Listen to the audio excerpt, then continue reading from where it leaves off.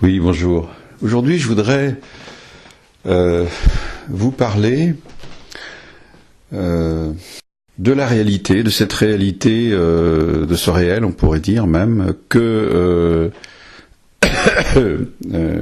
l'on ne voit pas, que l'on n'entend pas, que l'on ne sent pas, ou que quand on ressent les effets, c'est désagréable, mais sans être capable de les interpréter correctement, parce que, en gros, on est dans une prolifération d'imaginaire, au pluriel,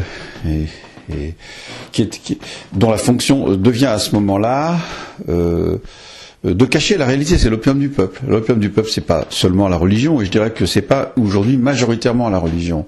C'est essentiellement, je dirais, l'ensemble des médias, non pas en tant que il y aurait une volonté particulière de cacher, mais parce que les gens, d'une certaine façon, ne veulent pas voir, et ne peuvent pas, et ne veulent pas voir, surtout pas, ce qui cause leur tourment, si j'ose dire, pour reprendre la formule de la chanson.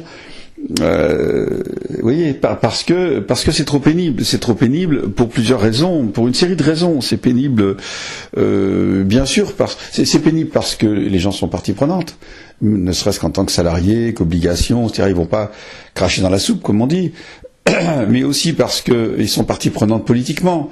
Parce qu'ils sont déjà piégés dans des façons de penser qui ne sont pas générées nécessairement par cet ensemble de médias, mais qui produisent d'ailleurs finalement les réactions médiatiques, parce que ce sont des réactions majoritaires, mais parce que aussi c'est très difficile de voir la réalité, parce qu'on ne peut pas la voir, parce qu'elle se situe à des échelles beaucoup trop importantes pour qu'on puisse la saisir au niveau des relations de fréquentation avec qui on parle, des gens au café, etc., ou dans le boulot, ou dans la famille, vous voyez.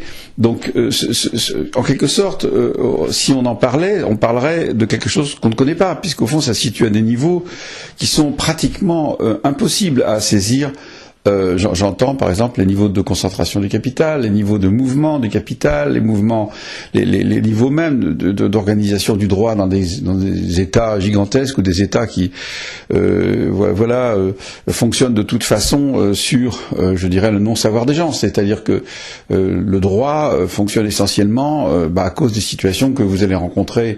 Vous n'allez pas les rencontrer quotidiennement. Quotidiennement, vous allez les rencontrer comme consommateurs. Vous n'allez pas les rencontrer comme faisant appel à un avocat ou un juge. Vous voyez, alors bien sûr, il y a beaucoup de gens qui ont affaire à des avocats, à des juges, mais tout de même pas tous les jours. Vous voyez. Et donc, à un moment donné, il y a tout un savoir qu'effectivement que vous pourriez très bien apprendre, mais il vous faudrait devenir juriste, il vous faudrait devenir spécialiste du droit des affaires, du droit de je sais pas quoi, la succession, du droit des bref, je sais pas quoi, des séparations, des machins. Et ça, au fond, vous vous en préoccupez quand vous arrivez dessus. Ce qui fait évidemment que les professionnels, les corporations juridiques ont leur justification, mais en même temps leur justification, c'est d'une certaine façon de vivre sur la non-conscience des gens, d'autant que le système évolue constamment.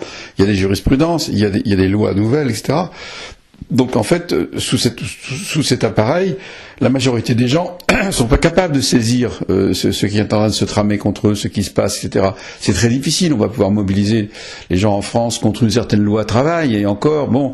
Et alors après, le système politique étant ce qu'il est, et appartenant d'une certaine façon à la corruption, non pas corruption au sens de morale, mais au sens la destruction, si vous voulez, progressive d'une capacité justement civique réelle, hein, et ben on aboutit à quoi? On aboutit à donc des machines politiques qui sont des machines à trouver des emplois, bien sûr, mais trouver des emplois aux gens qui appartiennent au parti qui vont monter au pouvoir, mais je dirais que donc c'est une corruption tout à fait nette, même si c'est une corruption qui passe par des choses légales, hein, c'est pas juste dans l'illégalité que se passe la corruption.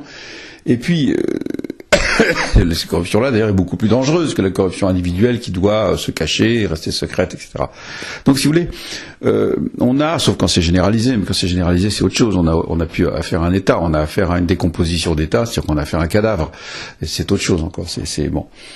Mesures prophylactiques, ce qui doit être prise, c'est différent. Mais voilà, ce que je veux dire, c'est que, et là encore, j'ai commencé mon discours par ce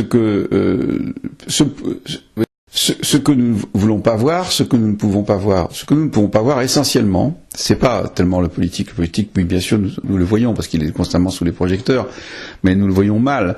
Nous le voyons en opposition gauche-droite, alors que l'opposition gauche-droite, comme dirait l'autre, comme diraient des proches, que nous soyons de gauche ou de droite, nous sommes hémiplégiques. Pourquoi? Tout simplement parce qu'effectivement, si on parle de la gauche et de la droite, on parle de quelque chose qui est consubstantiel de la désymétrie du corps humain, et donc on avance un pied gauche, on avance un pied droit. Mais bien évidemment, cette métaphore qui fonde tout notre système politique est trompeuse, parce qu'en réalité, alors vous allez dire, en réalité c'est le centre.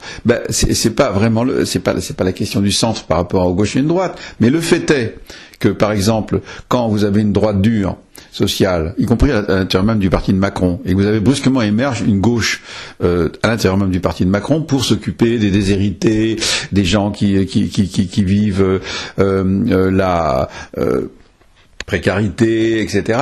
Que vous allez avoir comme résultante, très probablement à un moment donné, des lois qui vont frapper sur le milieu, c'est-à-dire sur la classe qui n'est ni pauvre ni riche, et qui est pourtant la classe qui est la seule à pouvoir tenir un pays ensemble, parce que si vous n'avez d'un côté que des misérables et que des riches de l'autre, même des misérables entretenus, et de l'autre côté des extrêmement riches, etc., vous avez une destruction de la société est détruite. Donc il faut bien empêcher ça, et vous pouvez empêcher ça qu'à partir justement d'une catégorie de gens qui peuvent faire leur vie, leur revenu et donc payer des impôts sur tout de même un revenu relativement correct. Or, pourquoi est-ce que ça s'appauvrit constamment d'un côté, que ça s'enrichit constamment de l'autre?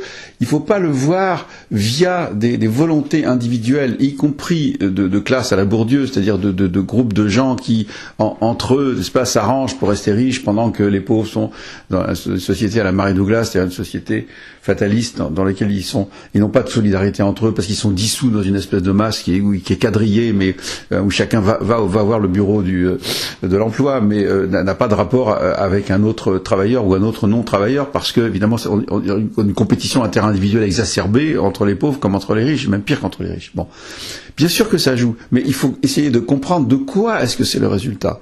De quoi est-ce que c'est le résultat? C'est là que je veux en venir pour faire le centre de mon exposé. Ça provient du fait que nous sommes en train de transformer, depuis à peu près 200 ans, nous transformons toutes les sociétés humaines, n'est-ce pas, en armées. Les armées sont pas faites pour produire, messieurs, mesdames. Les armées sont faites pour détruire, elles sont faites pour casser, elles sont faites pour occuper, elles sont faites pour peser sur les gens en se faisant payer un impôt de plus en plus lourd, le fisc ou les romains, qui finit par détruire la société. La société romaine n'est pas morte des invasions, elle est morte de la transformation des soi-disant envahisseurs en armées défendant la romanité, c'est-à-dire en groupes plus ou moins parasitaires, qui sont devenus des espèces de parasites organiques, puisque les Romains eux-mêmes ne voulaient plus faire le service militaire, faire l'exercitus, qui était effectivement très courageusement, rempli. Cette fonction était remplie par des gens de la périphérie, mais ces gens de la périphérie ont fini par peser en quelque sorte sur la logique même du système, qui était normalement un système d'autonomie citadine. Or les villes superimposées, on a fini par plus tenir. Les gens préféraient à la limite être esclaves ou affranchis ou faire les pérégrins, enfin aller se balader, ou devenir faire partie des bagaudes, c'est-à-dire en fait des espèces de groupes de bandes armées de bandits dans la forêt qui vivaient de rapines et éventuellement de mercenariat. Bon. Plutôt que de rester citoyen, parce que la citoyenneté était trop horrible, elle était asservie. Il y avait un asservissement progressif de la citoyenneté qui est d'ailleurs considéré par certains historiens comme une tendance à l'égalitarisme de l'empire mûr, ce qui était complètement absurde. C'est simplement, vous voyez, un accomplissement de la destinée d'une entité qui s'appuie trop sur des gigantesques armées, des gigantesques systèmes militaires. Nous faisons la même chose. Nous appelons ça le capitalisme, nous appelons ça l'étatisme, le communisme. C'est pareil. La tendance fondamentale que d'ailleurs avait envisagé Marx. Il a bien sûr envisagé ce grossissement, cette accumulation permanente, cette espèce d'énormité du capital qui devrait pour lui céder la place enfin au communisme. Ce qu'il n'a pas compris, c'est que communisme et capitalisme à un certain niveau sont équivalents. C'est-à-dire ce sont des armées d'occupation. des monstrueuses, gigantesques armées d'occupation faites avec les populations elles-mêmes. Population essentiellement de salariés, mais de moins en moins, puisqu'elles sont tous rejetées progressivement, ces populations, en quelque sorte dans le camp, on pourrait dire, des consommateurs, où là, effectivement, ils sont plutôt des prisonniers, enfin, ils sont plutôt, vous voyez, bien qu'ils aient aussi du travail à faire, comme dans les prisons, on leur file du travail, on nous file du travail de consommation, vous allez chez, je sais pas quoi... telle marque de fabricant de meubles, et c'est vous qui allez construire les meubles, hein, chez vous, c'est clair. Bon, mais il n'y a pas que ça, je veux dire, effectivement, il y a un travail de consommation. Quand vous vous déplacez au supermarché, vous faites l'essentiel du travail que devrait faire dans ces hubs, en quelque sorte, vous voyez, de la consommation, que sont les grands hypermarchés, qui d'ailleurs ont de la difficulté à continuer, parce que justement les gens n'ont plus suffisamment d'argent pour se déplacer à 15 ou 20 kilomètres et faire des courses énormes dans une bagnole qui est trop petite, etc. Bon, et de toute façon, ils ont dû également aller chercher leurs enfants, etc., etc. Bon, il y a toute une espèce comme ça d'organisation d'exploitation dans la consommation, qui est tout à fait typique. C'est pour ça qu'on va dire plutôt prosommateur que consommateur, bien que j'aime pas ce néologisme de Jérémy Rifkin, parce que ça implique une espèce d'idéalisme aussi, comme on idéalisait le travailleur, on va idéaliser le consommateur, c'est ridicule. Ce sont des situations qui sont plutôt passives, qui sont vécues, qui sont subies. Ce ne sont pas des situations que l'on peut idéaliser. Si on les idéalise, il y a un très grand danger. Vous avez vu l'idéalisme l'idéalisme du travailleur dans l'idéologie communiste, qui était évidemment une idéologie de la mise au bagne. Hein. Je veux dire, quand vous voyez Stakhanovitz sourire avec ses dents à moitié déchaussées, avec son rictus, avec ses lèvres au-dessus de ses, et que vous voyez la joie avec laquelle il manipule son marteau-piqueur, vous disiez, il est piqué, c'est un fou qu'on utilise pour faire la propagande, évidemment, pour idéaliser le travail. On a bien vu ce que ça a donné. Ça a donné tout autant de pollution, même plus, hein, les pays dits communistes. Ça a donné de la merde du point de vue de la consommation et des produits, exactement comme ce que le capitalisme est en train de nous faire aujourd'hui. Alors effectivement, tant que le capitalisme est en état de compétition, et c'est pour ça qu'on voudrait soi-disant faire des lois antitrust, mais ça marche pas, puisque de toute façon, les capitalistes sont constamment en train de doubler les lois antitrust en fabriquant des choses. Aujourd'hui, une bagnole, qu'elle s'appelle Peugeot, qu'elle s'appelle Opel, qu'elle s'appelle Renault, qu'elle s'appelle machin, va pratiquement utiliser les mêmes ingrédients qui viennent des mêmes usines, les mêmes machins au niveau international, au niveau mondial. Vous avez sous le capot une espèce de mélange incroyable d'origine qui de toute façon font qu'on va pouvoir dire il y a une entreprise d'automobile mondiale, peut-être 2, 3, 4, mais c'est pas grave. À la limite, c'est un seul consortium gigantesque de la fabrication automobile qui fabrique un produit standard dont la qualité, de mon point de vue, diminue chaque année. C'est-à-dire qu'on va vous foutre du plastique à la place de la tôle, on va diminuer l'épaisseur de la tôle, on va faire ci, on va faire ça, on va truquer les logiciels qui permettent de savoir quelle est la pollution. Je ne dis pas qu'on va les rendre dangereuses, parce qu'il y a tout de même là, évidemment, un certain nombre de normes qui ont plutôt progressé par rapport aux années 50, aux années 60, etc. Ça, c'est tout à fait vrai. Mais en même temps, on va rendre la voiture policière. La voiture, bientôt, pourra pas démarrer si vous avez un taux d'alcool dans le sang. La bagnole vous emmerde quand vous voulez pas mettre votre ceinture, etc., etc. Progressivement, vous avez comme ça une transformation, vous avez une intériorisation de la fonction policière par les fabricants privés, et ça, c'est pour tout pareil. Vous avez, pour l'informatique, l'espionnage généralisé, il n'y a même plus besoin de le dire, un espionnage généralisé avec les fameuses failles qu'on découvre et tout, mais qui sont simplement structurellement le système informatique vit sur l'espionnage des individus, des personnes, etc. Et ça vit sur l'espionnage commercial, l'espionnage policier, espionnage, ça vit là-dessus. Et effectivement, dans ce cas-là, vous ne pouvez pas vraiment faire la différence entre le privé et le public. C'est pour ça que l'idée, plus c'est social, ça serait public, plus c'est libéral, plus ça serait... C'est complètement faux. Dans les deux cas, vous avez des armées d'occupation. La population humaine est occupée et s'occupe elle-même, en quelque sorte, vous voyez, par des armées dont elle est partie prenante, à la fois comme consommateur et comme producteur, et vous voyez, et comme salarié, avec de toute façon un virage progressif à une simple situation passive dans laquelle vous êtes simplement encadré, encadré, soutenu, etc.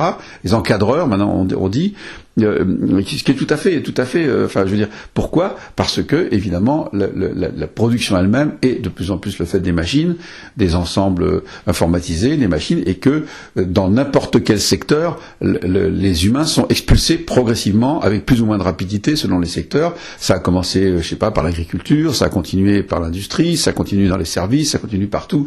Un jour, ça va évidemment atteindre même l'art, ou le journalisme, où les articles vont être faits directement par les ordinateurs, vous avez l'homme est chassé en quelque sorte vous voyez, de la production et en fait de la consommation aussi par la qualité, avec l'obsolescence programmée. Bon, alors maintenant aujourd'hui on cite Apple, mais demain on citera telle autre marque et telle autre marque. On le sait très bien.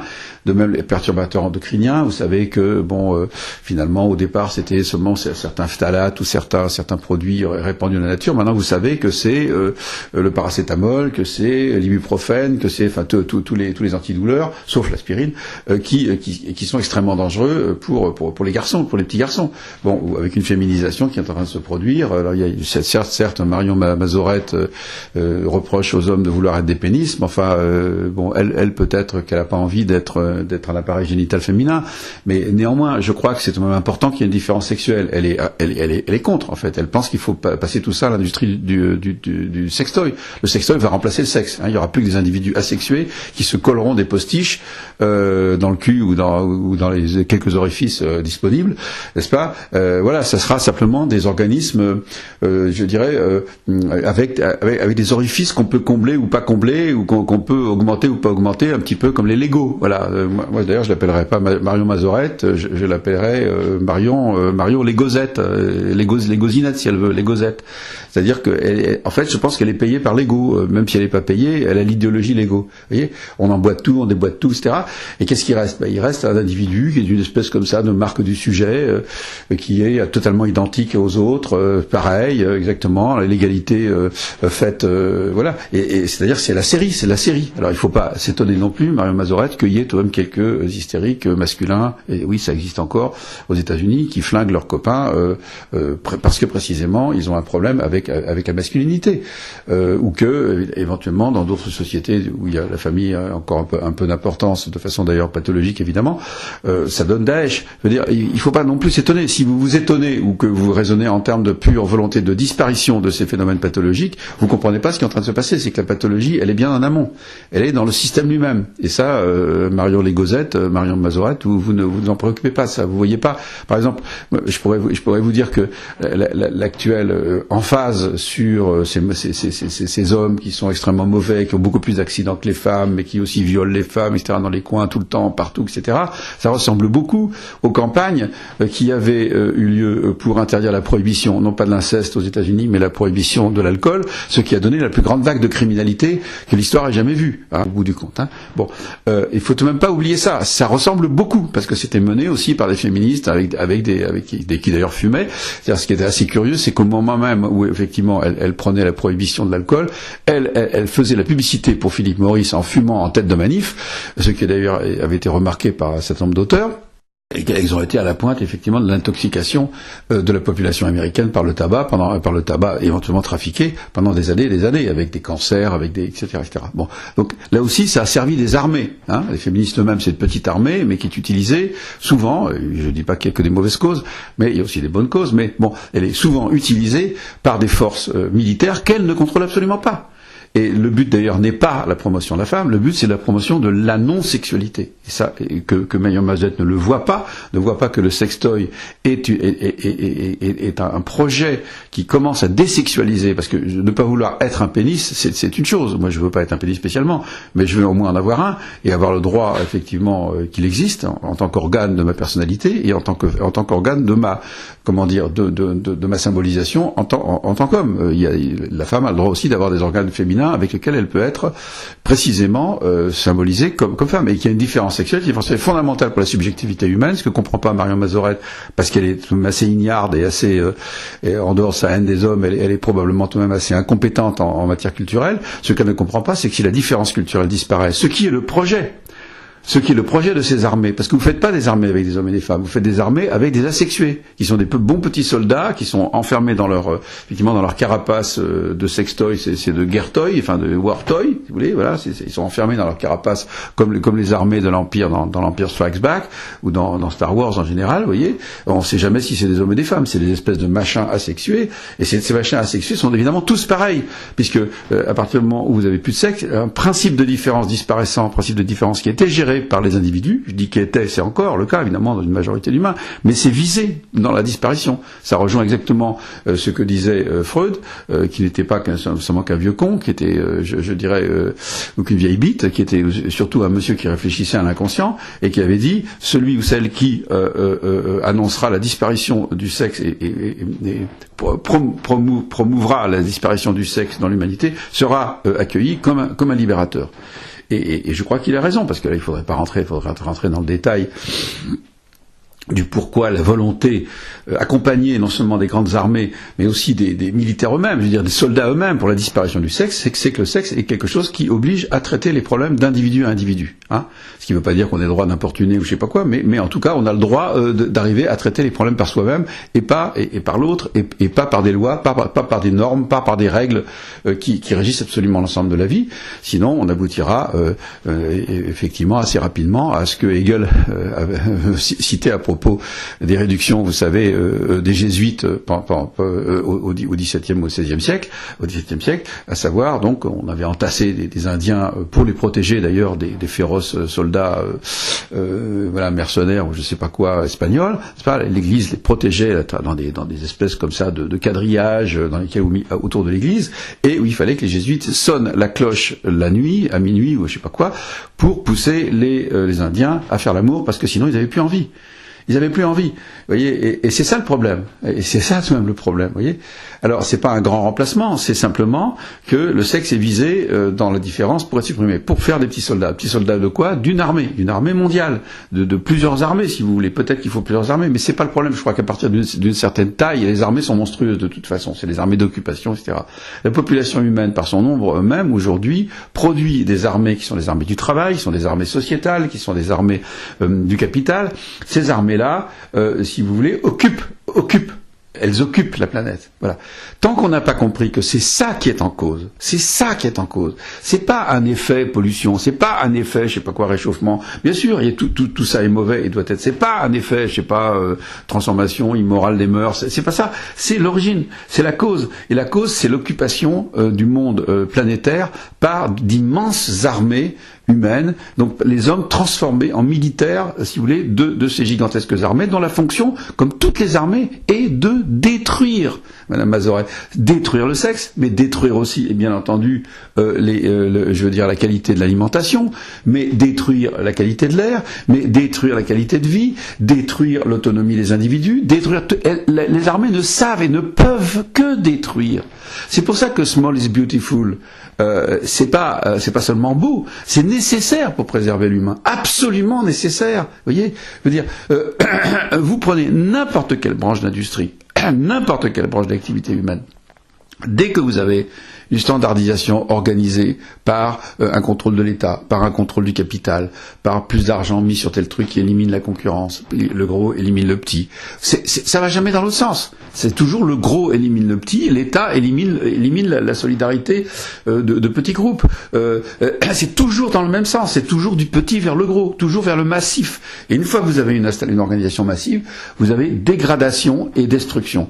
Ça peut passer par des petits détails, ça peut passer par Apple qui fait qui ralentit ses iPhones pour forcer les gens à racheter un nouveau. Ça peut passer par la vitre de l'iPhone qui est toujours cassable et que votre fille va lancer par terre à un moment donné, elle fera pas exprès, paf, et on sera obligé de racheter un iPhone dans l'année. Ça va passer par Volkswagen et puis Renault et puis tout le monde, etc., qui naturellement falsifie les logiciels concernant le calcul des émissions polluantes, etc. Ça va passer par mille choses. Ça va passer par tout simplement le fait qu'il n'y a plus que 400 ou 500 000 ou 300 000, je ne sais plus exactement, agriculteurs en France qui travaillent sur des sols qui sont plus des sols, où il n'y a plus de sols, comme M. Bourguignon de l'INRA l'avait bien explicité, qui sont simplement des tables rases complètement, transformées en pierre, et sur laquelle on met une couche de pesticides et une couche d'engrais. Le problème, c'est que les pesticides et les engrais étant à moitié du pétrole, le jour où il n'y a plus de pétrole, c'est-à-dire dans moins de 50 ans, on peut plus bouffer. Hein, alors pour l'instant, qu'est-ce qu'ils ont fait? Ils ont arrêté le labour profond. Pourquoi? Parce que soi-disant il fallait pas trop, etc. Ok. Mais de toute façon, il n'y a plus rien à retourner, étant donné que la terre est la même, elle est entièrement stérilisée, plus de vers de terre, plus rien du tout, plus d'activité vivante.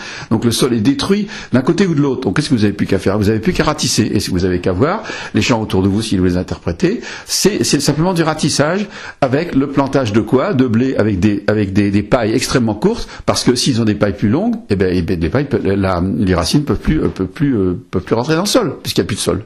Vous voyez, donc il n'y a plus d'insectes non plus, puisque les insectes ont besoin d'un sol aéré, etc. Et d'ailleurs contribuent à le produire, etc., etc. Donc si vous voulez, vous avez une destruction massive dès que vous avez une armée. Les agriculteurs aujourd'hui sont pas seulement peu nombreux, ils sont membres quasiment salariés, ou en tout cas prébandés par des tas de choses, vous savez, bon, les subventions, l'Europe, etc. C'est devenu des bureaucrates, et ces bureaucrates de la gestion, en fait, des surfaces, aujourd'hui c'est un gestionnaire de surface. Hein. Vous avez celui qui nettoie les surfaces dans les immeubles, et vous avez les gens qui sont des gestionnaires de surface. Et ces gestionnaires de surface, à l'heure actuelle, qui sont d'ailleurs l'une des corporations qui se suicident le plus, parce qu'ils savent qu'ils font vraiment de la merde, et encore s'ils faisaient de la merde, ça serait bien, parce que la merde c'est utile pour refaire les sols. Ils font pas de la merde, ils font du poison systématique. Vous avez 3 ou 4 millions encore dans les 50 ou 60 d'agriculteurs et de vrais paysans qui sont devenus 300 000 occupants, n'est-ce pas, de la terre, qui ne sont plus des paysans, qui sont des fonctionnaires de l'empoisonnement des populations. Bon, pourquoi? Parce que une armée, c'est une armée. C'est une armée. Vous avez 300 000 mecs, c'est une armée. C'est pas du tout des individus réels. Enfin, bien sûr, c'est des pauvres gens souvent. La preuve, c'est qu'ils se suicident. C'est encore ce qu'ils peuvent faire, je dirais, de mieux. Les pauvres. Bon, vous en avez une infime minorité qui sont en train de redevenir ou de devenir de véritables paysans, de véritables agriculteurs, avec les AMAP et avec d'autres choses. Ils ont enfin compris. Vous voyez. Mais il faudrait pas non plus, parce que moi je me suis fait dire par l'un d'eux, super sympa, à Strasbourg, dans une AMAP, oui, mais parce que les scientifiques nous ont trompés. Mais les scientifiques, ils ont pas trompé, c'est pas les scientifiques qui les ont trompés. C'est les armées qui fabriquent aussi de la science aujourd'hui, les armées qui fabriquent de la technologie, les armées qui fabriquent... Ce sont ces armées faites pour détruire l'autre, et donc se détruire soi-même, évidemment, à terme, qui font la loi, qu'elle soit privée ou publique. Tant que, madame, monsieur, vous n'avez pas compris que c'est ça qui est en cause, et vous croyez que c'est quand il y a plus d'État, qu'il y a moins d'injustice capitaliste, et quand il y a plus de liberté capitaliste, qu'il y a moins de saloperie étatique, vous vous trompez. C'est pas l'État et le privé, c'est pas ça, c'est la taille, et voilà. Et quand vous avez et l'organisation, parce que on peut pas imaginer, si vous voulez, des trucs qui gèrent des milliers, des millions et des millions de gens. Vous voyez, aujourd'hui, vous avez des milliards, vous avez des milliards d'abonnés à Google, des milliards. Vous voyez, quand vous ne pouvez absolument pas, mais pas la moindre seconde, imaginer que ces gens-là vont pouvoir faire autre chose que de détruire. Ils vont détruire massivement. Qu'est-ce qu'ils font, Google, etc. Qu'est-ce qu'ils font? Alors, il y a un service, effectivement, qui est une sorte de service postal généralisé, très très bien. Bon, le problème, c'est tout de même qu'il soit effectivement uniforme sur la planète et qu'il laisse des libertés comme la Poste, ce que les gouvernements américains sont en train de refuser, en supprimant la neutralité du net. Je passe. Destruction, bien sûr, destruction. Alors, vous voyez ce que je veux dire? Vous avez des phases où en apparence, il y a de l'avantage. En apparence, il y a des trucs plus intéressants. Et puis, progressivement, vous allez vous rendre compte qu'en fait, là-dessous, c'est creusé par quelque chose, par une logique encore plus puissante qui va finalement détruire systématiquement, détruire les libertés, détruire l'intimité, détruire, vous voyez, je veux dire que on en est là. Et alors, avec acceptation progressive, les politiques qui sont eux-mêmes des armées, de gens qui cherchent des emplois, en quelque sorte. D'ailleurs, on n'a qu'à voir quand on enlève les députés, d'un seul coup, vous avez un énorme plan social à l'Assemblée nationale. Je veux dire, personne n'est à l'abri, hein, personne n'est à l'abri. Vous essayez de mettre à l'abri votre petite famille, vous vous faites traiter de corrompus, et hop, on passe au suivant. Et qu'est-ce que vous voulez? Moi, je suis désolé, mais bon, je ne vais pas citer des noms ici, mais je ne suis pas non plus favorable, évidemment, à la corruption de fonctionnaires et à la corruption de politiques. Mais néanmoins, d'une certaine façon, vous pouvez comprendre pourquoi ça se passe. Pourquoi ça se passe? Parce que un minimum de solidarité familiale dans une armée. C'est tout. Et ben ça marche pas, évidemment. Évidemment, vous êtes éliminé très très rapidement. Qu'est-ce que c'est que ce mec qui s'occupe de sa petite famille au lieu de s'occuper de son armée? Vous voyez? Et il faut qu'il soit. Oui, moi je suis désolé. L'armée des politiques, je ne m'y sens absolument pas reconnu. Pour moi, ce sont des étrangers. C'est pas parce qu'ils se réclament de mon vote. Et à la limite, d'ailleurs, je me demande s'il faut pas faire autre chose que voter. Je dis pas ne pas voter. Je dis faire autre chose que voter. Hein? Voilà, je me fais bien comprendre. C'est-à-dire qu'il s'agit de quoi? Il s'agit de préserver une société qui soit une société faite par des humains. Une société faite par des humains, c'est nécessairement des petits groupes, c'est nécessairement des petites solidarités, des solidarités très importantes, intenses, mais à des niveaux de fréquentation relativement faibles. Je ne suis pas en train d'idéologiser le village. D'ailleurs, le village est mort. Le village aujourd'hui, c'est simplement un endroit où dorment les gens, avec quelques trucs pourris à moitié derrière. Vous voyez que les vergers sont foutus, vous voyez que les vignes sont foutues, vous voyez, bon, sauf dans les endroits où ça rapporte énormément. Et les endroits où ça rapporte énormément, je vous ferai remarquer que c'est encore, en ce qui concerne la Bourgogne par exemple, beaucoup moins pour le Bordeaux, c'est encore sur des terroirs qui sont préservés justement par des appellations qui vont correspondre à des entreprises qui sont faites par quelques personnes sur quelques hectares, voire moins d'un hectare.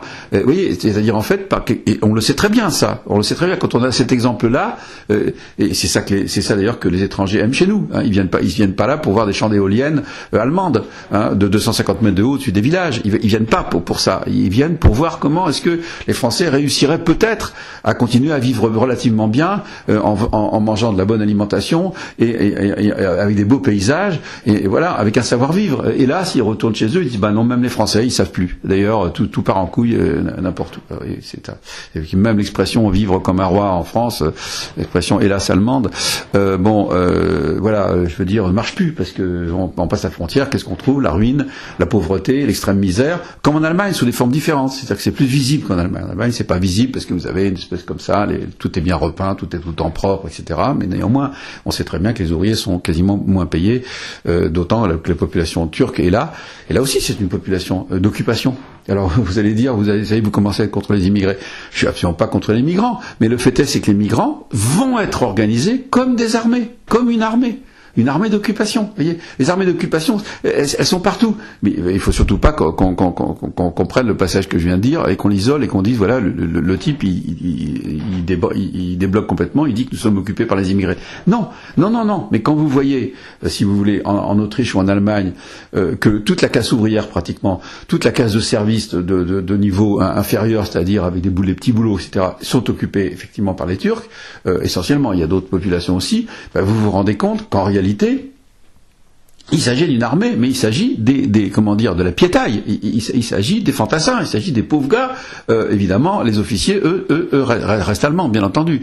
Donc vous voyez, je veux dire, je suis pas en train il faut tout de même pas oublier que la révolution de 1917, qui n'a pas que des mauvais côtés, parce que ça a tout de même fait un bon souvenir, notamment pour les capitalistes. Je veux dire, a été tout de même faite d'abord par les femmes et par les femmes des soldats.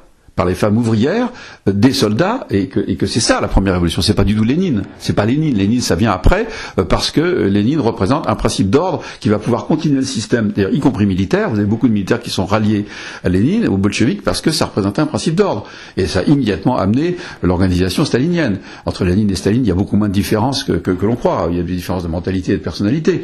Mais il n'y a pas une différence dans le projet, si vous voulez, dans la structure qui va se réaliser. D'ailleurs, peut-être malgré ce que pensait Lénine, mais tout de même à partir d'un principe d'ordre qui est un principe d'armée militaire. C'est que c'est une armée qui remplace une autre, si vous voulez, voyez. Mais à partir d'une crise de l'armée.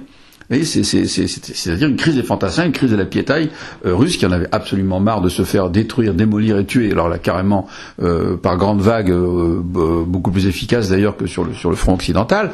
Mais si vous voulez, et c'est ce qui est très étrange, c'est que justement sur le front occidental, il n'y a pas eu de révolte sociale.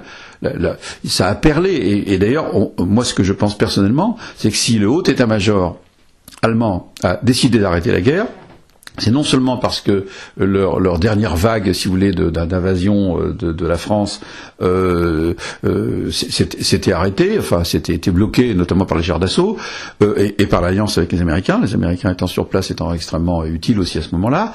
C'est non seulement parce que tous les fronts de l'Est s'étaient cassés, notamment avec les Turcs, les systèmes de résistance des fronts orientaux avaient été pulvérisés, ce qui fait qu'effectivement, en gros, ça pouvait plus tenir. Bon, donc ils n'ont pas arrêté pour faire plaisir aux Alliés. Ils ont arrêté parce qu'ils pouvaient plus continuer.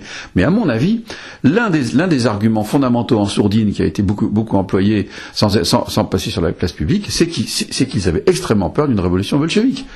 De type bolchevique, et ça a tout de même frôlé, hein. Ça a frôlé avec une répression d'ailleurs extrêmement puissante et extrêmement grave, dont le nazisme a été partie prenante. Mais je veux dire, ils avaient fondamentalement l'arrêt de la guerre de 14 du fait des empires centraux et notamment de l'empire allemand a été largement dû à la peur sociale, à la peur que se propage la révolte des soldats. Parce qu'à un moment donné, les soldats se révoltent. Voyez.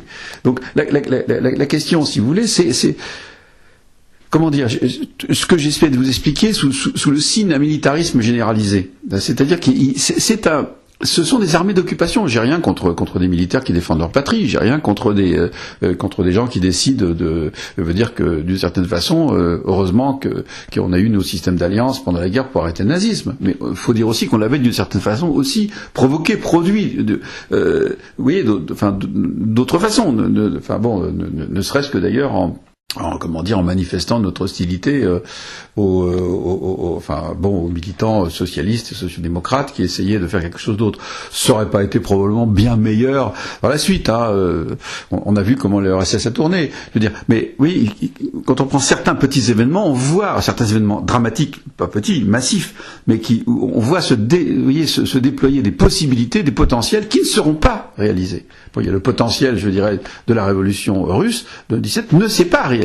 Il s'est pas réalisé, ça a été le contraire. Ça a été une bureaucratie, ça a été du militarisme, ça a été du colonialisme, ça a été de l'impérialisme massif, russe, soviétique, etc. Donc de toute façon, vous voyez, ça a été d'ailleurs le retournement où finalement, il y a eu la paix de Brest-Litovsk où une partie de la Russie et de l'Ukraine a été bouffée, mais finalement ça a été remplacé après par l'impérialisme stalinien qui s'étendait jusqu'à Vienne, jusqu'au port de Vienne. Donc on a eu ces retournements-là et ça restait absolument dans la même logique militaire. Vous voyez, les impérialismes ont été la manifestation militaire tout à fait claire des grandes nations qui s'étaient constituées sur la base d'ailleurs de victoires militaires qui avaient été celles des potentats ou des rois, etc. dans la période précédente, dans les 2 ou 3 siècles précédents. Donc si vous voulez, on est tout le temps là-dedans. Donc il faut arrêter de dire des conneries, il faut arrêter de croire les économistes qui nous disent que, y compris certains philosophes libéraux américains, qui nous disent que le capitalisme a remplacé la guerre. Le capitalisme c'est une série de solutions pacifiques à la place des solutions guerrières. C'est une forme de guerre. C'est une forme de guerre. L'économisme généralisé, y compris sous forme étatique, monsieur von Hayek, vous avez raison, sauf que vous avez aussi tort, parce que c'est pas quand les capitalistes privés prennent le pouvoir et le contrôle entier via, leur commission commerciale, je ne sais pas quoi aux États-Unis, ou leur banque ou leurs unions de banque, etc. C'est pas pour ça qu'il va y avoir moins de bureaucratie et moins surtout de guerre. La guerre va changer de nature. Elle va se faire dans la qualité des produits, dans la qualité de vie. Elle va attaquer la vie des gens. Après l'avoir d'ailleurs, d'une certaine façon, éventuellement, défendu. Parce que vous avez toujours ce côté paradoxal. Le côté paradoxal, c'est que quand vous avez une nouvelle découverte intéressante, ça commence d'abord parce qu'il faut que ça fasse sa place, il faut que ça convainque, il faut que les gens s'y adhèrent, il faut que si ça passe par le capitalisme, c'est-à-dire effectivement par une liberté pure, je dirais, de la circulation du capital dans le cycle complet, y compris la consommation, il faut évidemment allécher, il faut attirer, évidemment. Alors, on va vendre du paracétamol parce que c'est un miracle, puis on va s'apercevoir seulement 20 ans après que c'est un poison qui a probablement déformé la capacité génitale en fait d'une série de générations.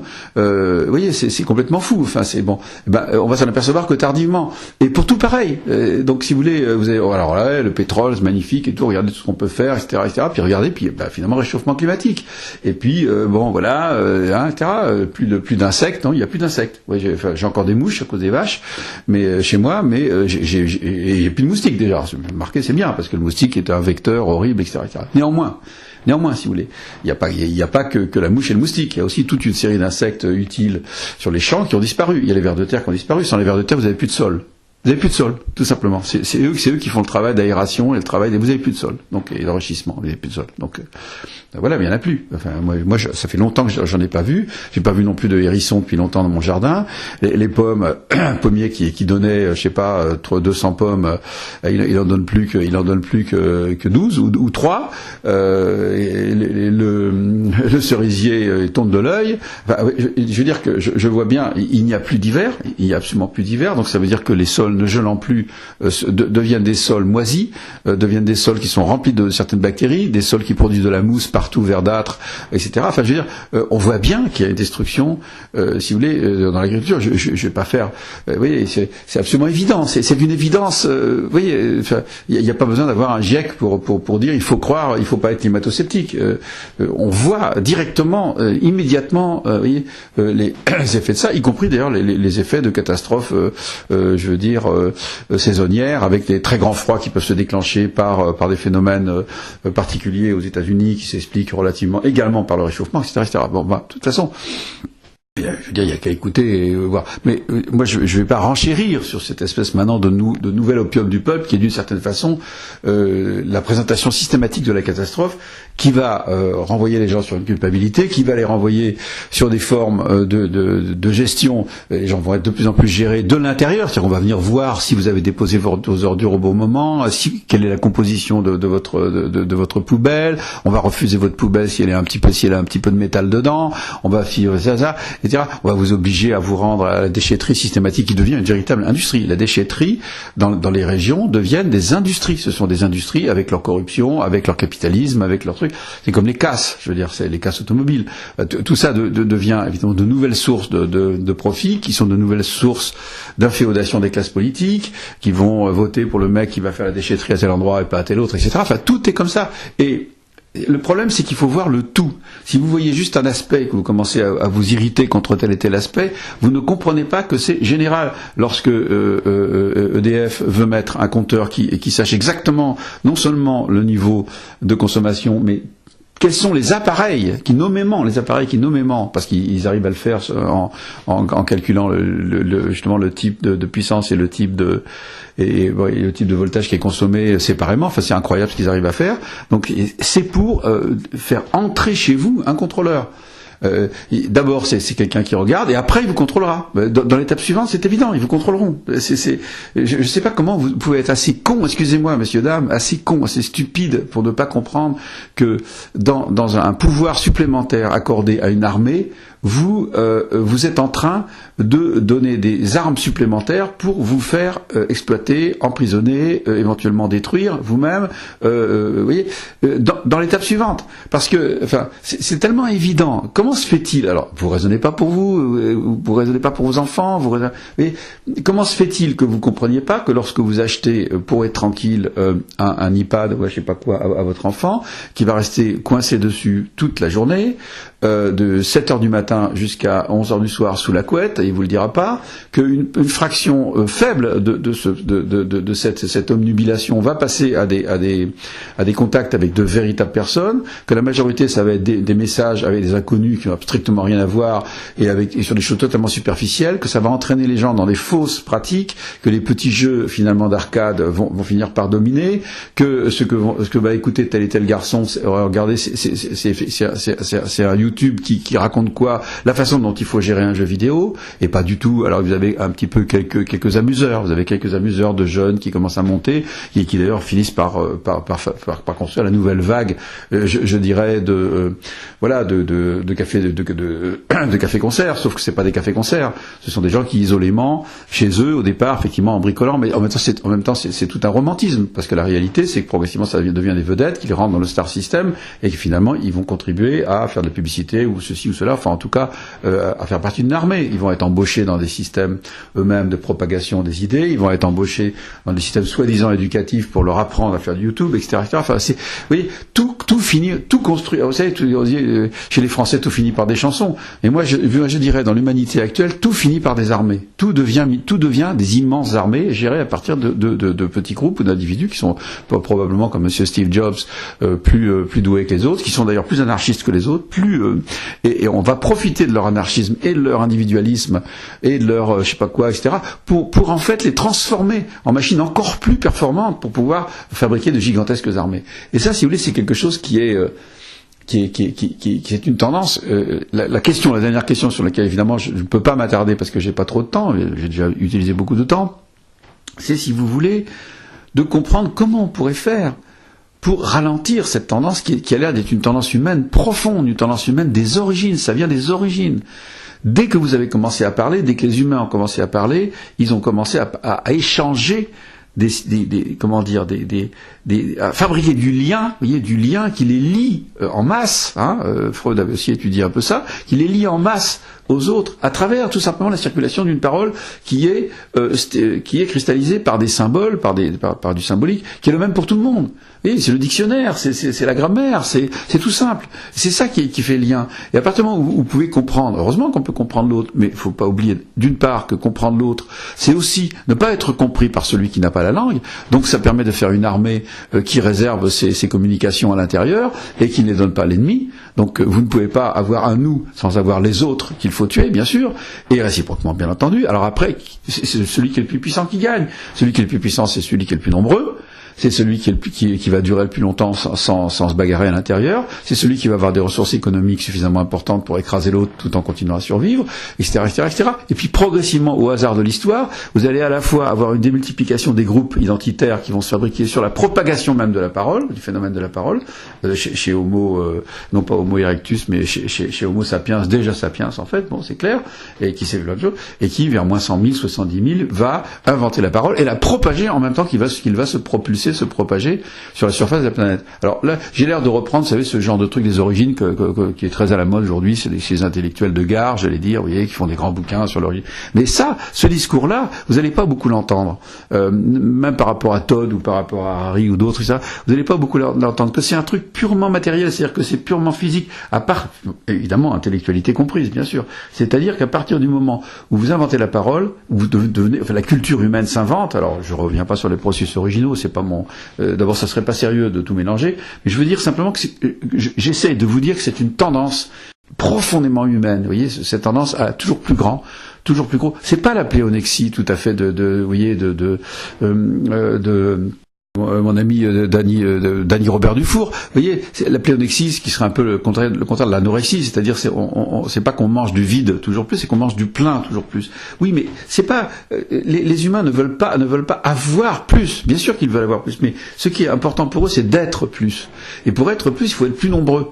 Et il faut partager une culture dans laquelle le grand sujet collectif, si vous voulez, est toujours plus important par rapport au petit jeu, vous voyez, qui s'échange à l'intérieur de ce collectif. Si vous êtes membre d'une grande collectivité, vous êtes extrêmement fier. Si vous êtes membre d'une toute petite collectivité, un peu misérable, etc., ou vous n'êtes pas très fier, ou vous êtes obligé de compenser par d'autres mécanismes mystiques ou autres pour pouvoir vous sentir fier de votre petit. Il y a des gens qui peuvent être très fiers de faire partie d'une petite minorité, mais à ce moment-là, c'est remplacé par d'autres mécanismes identitaires. Mais de toute façon, y compris le petit groupe minoritaire va vouloir devenir gros.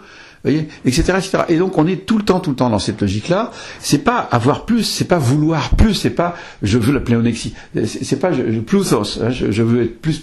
Non, c'est surtout je veux être plus grand. C'est-à-dire que je veux que mon identité grandisse. Je veux que mon identité grandisse. Pas tellement avoir plus, c'est être plus, voilà, et être plus nombreux et être plus soi-même en quelque sorte, les deux en même temps. Et ceci à travers justement l'extension au fond de ma culture, voilà, de ma culture langagière qui fait que je peux comprendre, je peux dire nous et à beaucoup plus grand nombre de gens, et à la limite le nous de ce collectif de la parole géré par l'État va être beaucoup plus important que le nous familial, qui à la limite va être la petite famille réduite à rien, et au fond je me sépare, au fond ce qui compte c'est l'individu dans le grand tout. Donc nous fabriquons de l'empire tout le temps, n'est-ce pas? Quand nous voyons Star Wars du point de vue des petits résistants etc., en fait ce que nous comprenons pas, c'est que nous sommes du côté de l'empire. Nous sommes du côté de l'empire. Nous voulons l'empire tout le temps. C'est peut-être pour ça qu'on a besoin d'avoir un rêve cinématographique qui nous dise le contraire, où nous idéalisons nous-mêmes comme des résistants, mais nous ne sommes pas des résistants. Nous sommes des participants à la toujours plus grande totalité, jusqu'à ce que la totalité devienne totale, c'est-à-dire que ce soit planétaire. Et là, on est bien emmerdé parce que c'est là que commencent à la fois les problèmes et peut-être aussi des solutions, parce que là, il commence à y avoir des phénomènes de reflux, des phénomènes d'apparition, si vous voulez, justement de la négativité profonde du phénomène militaire global. J'entends pas encore une fois la résistance, mais du phénomène d'occupation générale.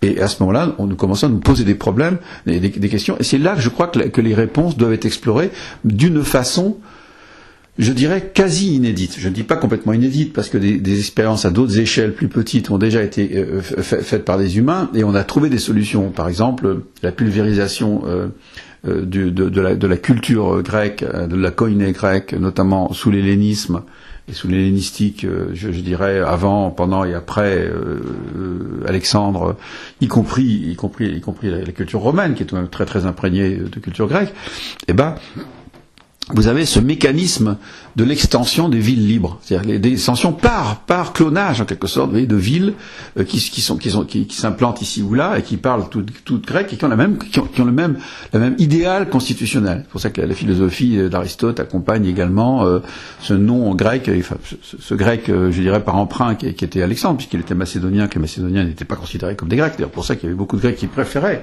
les Perses, parce que les Perses leur laissaient une certaine liberté, etc. Et respectaient la logique des villes jusqu'à un certain point. Mais si vous voulez, finalement, c'est tout de même grâce à Alexandre aussi que l'hellénisme a pris en quelque sorte le pouvoir sur une zone très très large et est resté très longtemps après Alexandre. Hein, notamment en Égypte, qui a été extrêmement grec, et la Palestine qui a été extrêmement grecque, puisque les contemporains de Jésus parlaient grec, et que si Jésus existait, ce qui est tout de même possible, il parlait très probablement grec. Ou en tout cas, il le comprenait, parce que les 9/10 de ses contemporains parlaient grec, ils étaient grecs. Voilà. Et donc, tout en conservant leur religion et en conservant leur langue sacrée pour les cérémonies, pour le temple, etc., et pour éventuellement les discussions théologiques. Mais fondamentalement, tout le monde était grec dans cette région-là. C'est comme ça. Bon. Et quand on voit la force de cette culture, alors qu'il n'y a pas justement de pouvoir centralisé, il n'y a que des petites villes ou des villes moyennes qui sont toutes constitutionnelles avec leurs lois, etc. Ben on a tout de même, on comprend qu'on a affaire à une tentative qui est d'ailleurs restée dans l'histoire, puisqu'encore aujourd'hui nous réclamons la démocratie. La démos, c'est pas le peuple à l'infini, hein. C'est le peuple de la ville, c'est le citadin. D'ailleurs, quand nous disons citoyens, nous parlons de la ville, nous parlons pas d'autre chose. Alors, je suis pas en train de promouvoir nécessairement un retour à peut-être un truc impossible, ou au village, ce qui serait peut-être, vous voyez, mais au moins de penser que c'est probablement de cette façon-là que nous pourrons imaginer une humanité dans l'avenir qui ne soit pas une humanité qui s'occupe elle-même comme une armée d'occupation contre elle-même. C'est-à-dire en fait un système, certains ont dit autophagique, quelqu'un a utilisé ce mot-là, je ne sais plus comment il s'appelle, qui a été édité par La Découverte, en oubliant évidemment complètement que moi j'avais fait un grand article dans les années 90 sur l'autophagie, à propos de la vache folle certes, mais enfin j'avais tout de même développé ce concept, que j'ai aussi développé d'ailleurs le concept de l'hyper-bourgeoisie à ce moment-là, ce qui n'a pas été repris non plus beaucoup, mais c'est pas grave, ça c'est vous savez, ça c'est des pincements de cœur d'auteurs qui se disent mais de toute façon au fond il vaut peut-être mieux à pas avoir eu trop de succès trop tôt ou pas avoir eu de succès du tout parce que la tête me serait gonflée et que de toute façon j'aurais fait des conneries, j'aurais raconté des conneries. Mais néanmoins quand je parle, même là dans ce petit magnétophone, j'essaie de parler au plus de gens possible, à tout le monde. Je peux pas faire autrement. Alors c'est d'ailleurs évidemment paradoxal, car si vous parlez à tout le monde et que ça marche, vous avez une armée. Vous savez, c'est le paradoxe des Monty Python, vous savez, dans la vie de Brian, qui est en fait une espèce de Jésus avec une mère affreuse, enfin une mère qui est jouée par un acteur d'ailleurs, qui est vraiment une acariate épouvantable, ça rappelle pas du tout la Sainte Vierge, et qui est poursuivi par la foule dans les rues de Jérusalem, n'est-ce pas, monte à une fenêtre et s'adresse à la foule en disant écoutez, moi je veux pas avoir d'armée là, alors écoutez, s'il vous plaît, essayez d'être libre. S'il vous plaît, essayez d'être libre, s'il vous plaît. Et toute la foule qui s'agenouille, qui disent soyons libres, soyons libres, soyons libres. C'est à mourir de rire. Ils avaient compris beaucoup de choses des Monty Python, notamment Terry Gilliam, je dirais, qui entre Brésil et puis l'armée des 12 singes a tout de même dit beaucoup de choses que moi je dis. Sauf que lui, il était très pessimiste, c'est-à-dire qu'il pense que Brésil. Et là, ça va se terminer mal pour les gens libres, quoi. Hein. Il a raison, ça, hélas, je le crois aussi. Mais je serais peut-être moins pessimiste que lui, parce qu'à partir du moment, si vous voulez, où les armées peuvent plus justifier une augmentation constante de leur puissance via justement l'occupation extensive, l'occupation militaire, l'occupation économique, c'est pareil, c'est la même chose, vous voyez. Quand vous avez trois acteurs mondiaux qui possèdent toute la sidérurgie mondiale, quand vous avez deux acteurs mondiaux qui font le béton, le béton et le ciment pour la planète entière, y compris d'ailleurs en Syrie au moment les pires, etc. Je veux dire, oui, c'est foutu. Dire, quand vous avez deux avionneurs dans le monde qui font presque tous les avions du monde, avec un troisième de temps en temps fait des avions, mais hop, on lui fout des bâtons dans les pattes pour qu'il y ait plus que Boeing et Airbus, etc. Je veux dire, lorsque les nouvelles fusées qui soi-disant rentreraient pourraient être réutilisables, Musk, je crois, fait ça. Aux États-Unis, en réalité, son entreprise concurrentielle des fusées Ariane, en fait, sont liées aux énormes commandes d'État qu'il a de la part du militarisme américain. Donc, il est complètement absurde, mais absurde une fois de plus. Je veux dire, surtout quand on regarde les États-Unis, mais même quand on regarde la Russie, quand on regarde le monde entier, quand on regarde les barons du pétrole ou du gaz russe, quand vous regardez, je veux dire, les grosses entreprises de l'avionique américaine, ou d'ailleurs de l'informatique, hein, naturellement, les liens avec le NSA, c'est-à-dire avec le système d'espionnage mondialisé à partir des États-Unis, puisque c'est tout de même ça, hein, c'est un système qui était censé remplacer, je dirais, les cartes d'identité du monde entier par l'identification de chacun des 7 milliards d'individus humains, quoi, en quelque sorte, vous voyez, direct, comme ça, on aurait pu besoin de faire appel à ce que Trump appelle joliment les États de merde. Voilà. Donc oui, je veux dire, c'est tout ça le projet américain. Hein. C'est pas seulement Trump, c'est bien avant. Je veux dire, c'est bien avant. Ça remonte aux années 80, à partir du moment où on a commencé à rêver de façon efficace dans la Silicon Valley, avec Jobs et d'autres. Il y avait des Indiens, avec des tas de gens de pays différents, d'ailleurs, qui participaient à ça autour de l'université de Stanford. Bon, vous avez véritablement le projet, il est là, de contrôle de l'humanité par la connaissance, par le savoir sur chacun des individus, grâce aux capacités extraordinaires de l'informatique, c'est-à-dire l'utilisation de la vitesse de la lumière, avec une mémoire quasiment infinie. Voilà, je veux dire, à partir du moment où vous avez ça, le projet de totalitarisme absolu vient du capitalisme cognitif. Voilà, donc si vous voulez, moi ce que je pense, c'est que nous sommes dans cette logique-là. Nous sommes dans la logique de la préparation militaire, de l'exercitus. Hein, vous savez ce que c'est? Enfin, l'exercitus, c'est le nom de l'armée romaine. Et l'armée romaine est définie dans son nom même, non pas comme une armée, c'est comme quelque chose. Vous voyez, on a des weapons, ou on a des armes, armed. Non, c'est un bras armé. Non, c'est pas ça. C'est défini par l'entraînement constant en temps de paix, hein, civis pacem parabellum. Voilà, c'est l'entraînement constant. C'est-à-dire, c'est un entraînement de type, même, on pourrait dire japonais, c'est-à-dire de type art martial. L'art martial, c'est même quelque chose de fou. C'est qu'on a complètement oublié que l'art martial est d'abord une spécialité romaine, et que c'est comme ça qu'ils l'ont emporté sur le monde de l'époque entier, enfin sur le monde jusqu'à l'Inde, enfin un peu avant.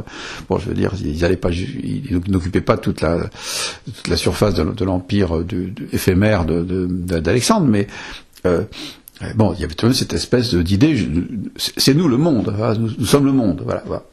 Cette idée-là, ils l'ont accomplie grâce à une systématique militaire qui faisait que quand, par exemple, César était en campagne dans les Gaules et qu'il était en train d'essayer d'arrêter les Gaulois à Alésia, en même temps, à Rome se préparait la campagne suivante, voire la campagne suivante. C'est-à-dire qu'il y avait 3 campagnes qui étaient préparées, vous voyez, à travers un exercice permanent où chaque individu est à la fois, simplement le rouage d'un grand système, et en même temps, à son niveau, il produit des réactions, des capacités d'intervention libres, des capacités, etc., mais en même temps extrêmement, évidemment, calibrées, à tel moment où il va se reposer un petit peu de temps en repassant à l'arrière, où il sait comment transformer exactement à quel moment son bouclier en arme offensive, où il y a toute une compétence, je dirais, du légionnaire de base, qui lui-même d'ailleurs est accompagné de ses propres serviteurs. Il y a toute une hiérarchisation, une organisation extraordinaire pour l'époque, qui n'est jamais d'ailleurs qu'un peaufinement, hein, déjà de la technicisation je dirais, de l'armée offensive d'Alexandre, où là aussi la phalange, enfin les formes d'utilisation des différents corps d'armée, etc. sont complètement, on pourrait dire, rendues scientifiques, y compris les machines de guerre, les machines des ingénieurs, qui sont déjà extrêmement sophistiquées, bien que ça fonctionne surtout autour du bois, l'assemblage de bois et de métal et d'autres choses. Mais je veux dire, on est dans une systématique on sait comment faire un siège dans n'importe quelle condition. On sait que dans telle condition, il faut telle forme de remblai, il faut faire telle chose, et on utilise ça. Et tout ça, c'est un savoir technique qui est partagé, qui est entretenu, qui est développé, etc., qui coûte évidemment extrêmement cher, qui coûte tellement cher qu'à la fin, tous les métaux précieux romains vont partir en Asie, en Inde. En Inde, c'est gorgé de l'or romain qui est parti. Le solidus, c'est-à-dire la monnaie qui enfin serait solide en argent, je sais plus quoi. Évidemment, elle n'est pas solide du tout. Elle devient le pauvre sou. Etc. Mais je veux dire, tout ça, vous prenez la situation actuelle, je fais des rapports, de coq à l'âne, mais je vais passer de l'armée romaine au nucléaire français. Le nucléaire français est un système entièrement militaire. C'était géré très longtemps par le CEA, qui est là l'organisation de la recherche militaire, qui travaille dans tous les domaines, y compris d'ailleurs la bactériologie. On se demande ce qu'ils ont à faire avec ça. Ça s'appelle tout de même CEA, enfin ça s'appelait, maintenant ils ont un nom un peu plus compliqué. Mais je veux dire, tout ça, c'est les adaptations, c'est militaire. Bon, il y a une police militaire qui occupe toutes les centrales françaises. Vous pouvez pas faire un pas à moins de 5 km d'une centrale sans être repéré.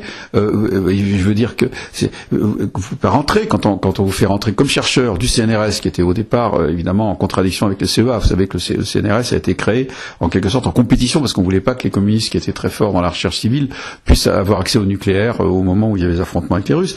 Donc ça a été séparé, CEA, CNRS. On laisse pas rentrer un mec du CNRS dans une centrale nucléaire sans lui dire là tu peux pas y aller, là tu peux y aller, là tu peux pas y aller, là tu peux y aller, parce que c'est entièrement contrôlé avec un système extrêmement sophistiqué dans la sécurité, etc. Un système qui ne dit pas. Alors là vraiment la grande muette ça s'applique parfaitement. Les polices militaires, les systèmes d'information, les services secrets liés, les services secrets, mais aussi les services économiques, les villes qui sont concernées par les centrales nucléaires, autour des centrales nucléaires ou autour des centres militaires du CEA en France sont entièrement subventionnés. Vous avez comme par hasard des belles routes, comme par hasard des belles piscines, comme par hasard le centre-ville va être réhabilité. Vous comprenez pas pourquoi. Ça passe par des industries privées pourtant, n'est-ce pas, Valourec, etc. Mais en réalité tout ça, c'est le militaire.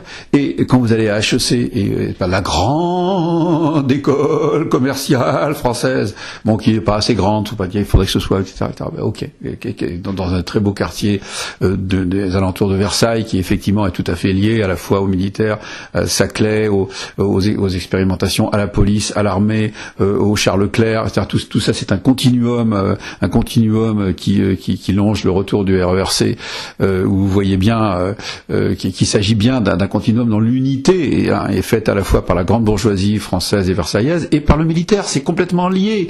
Les Versaillais sont des militaires depuis toujours, depuis Louis XIV et même avant, etc. Et ça l'est resté, même après la Commune, vous voyez, qui a d'ailleurs été peuplée par la Commune, qui a été ensuite dépeuplée plutôt à la fois par les militaires versaillais, mais aussi qui a servi là aussi comme armée d'occupation de l'Algérie. C'est-à-dire qu'on a envoyé les pauvres mecs qui avaient été vaincus, etc. On les a envoyés pour conquérir l'Algérie, ce qui fait que les pieds noirs les plus extrémistes de droite dans les années 60 avaient une origine communarde. Ah oui, vous voyez ce que je veux dire, c'est que l'on voit bien l'alliance, je dirais, malgré les gens eux-mêmes en quelque sorte. Vous voyez, entre la bourgeoisie et puis le prolétariat, si j'ose dire. Oui, je fais des raccourcis qui ont l'air un peu fulgurants, un peu trop peut-être, mais vous voyez, j'essaie de faire voir des choses derrière l'apparence, de bétonner, vous voyez, où on voit plus rien parce que tellement on est habitué à la répétition des catégories imbéciles.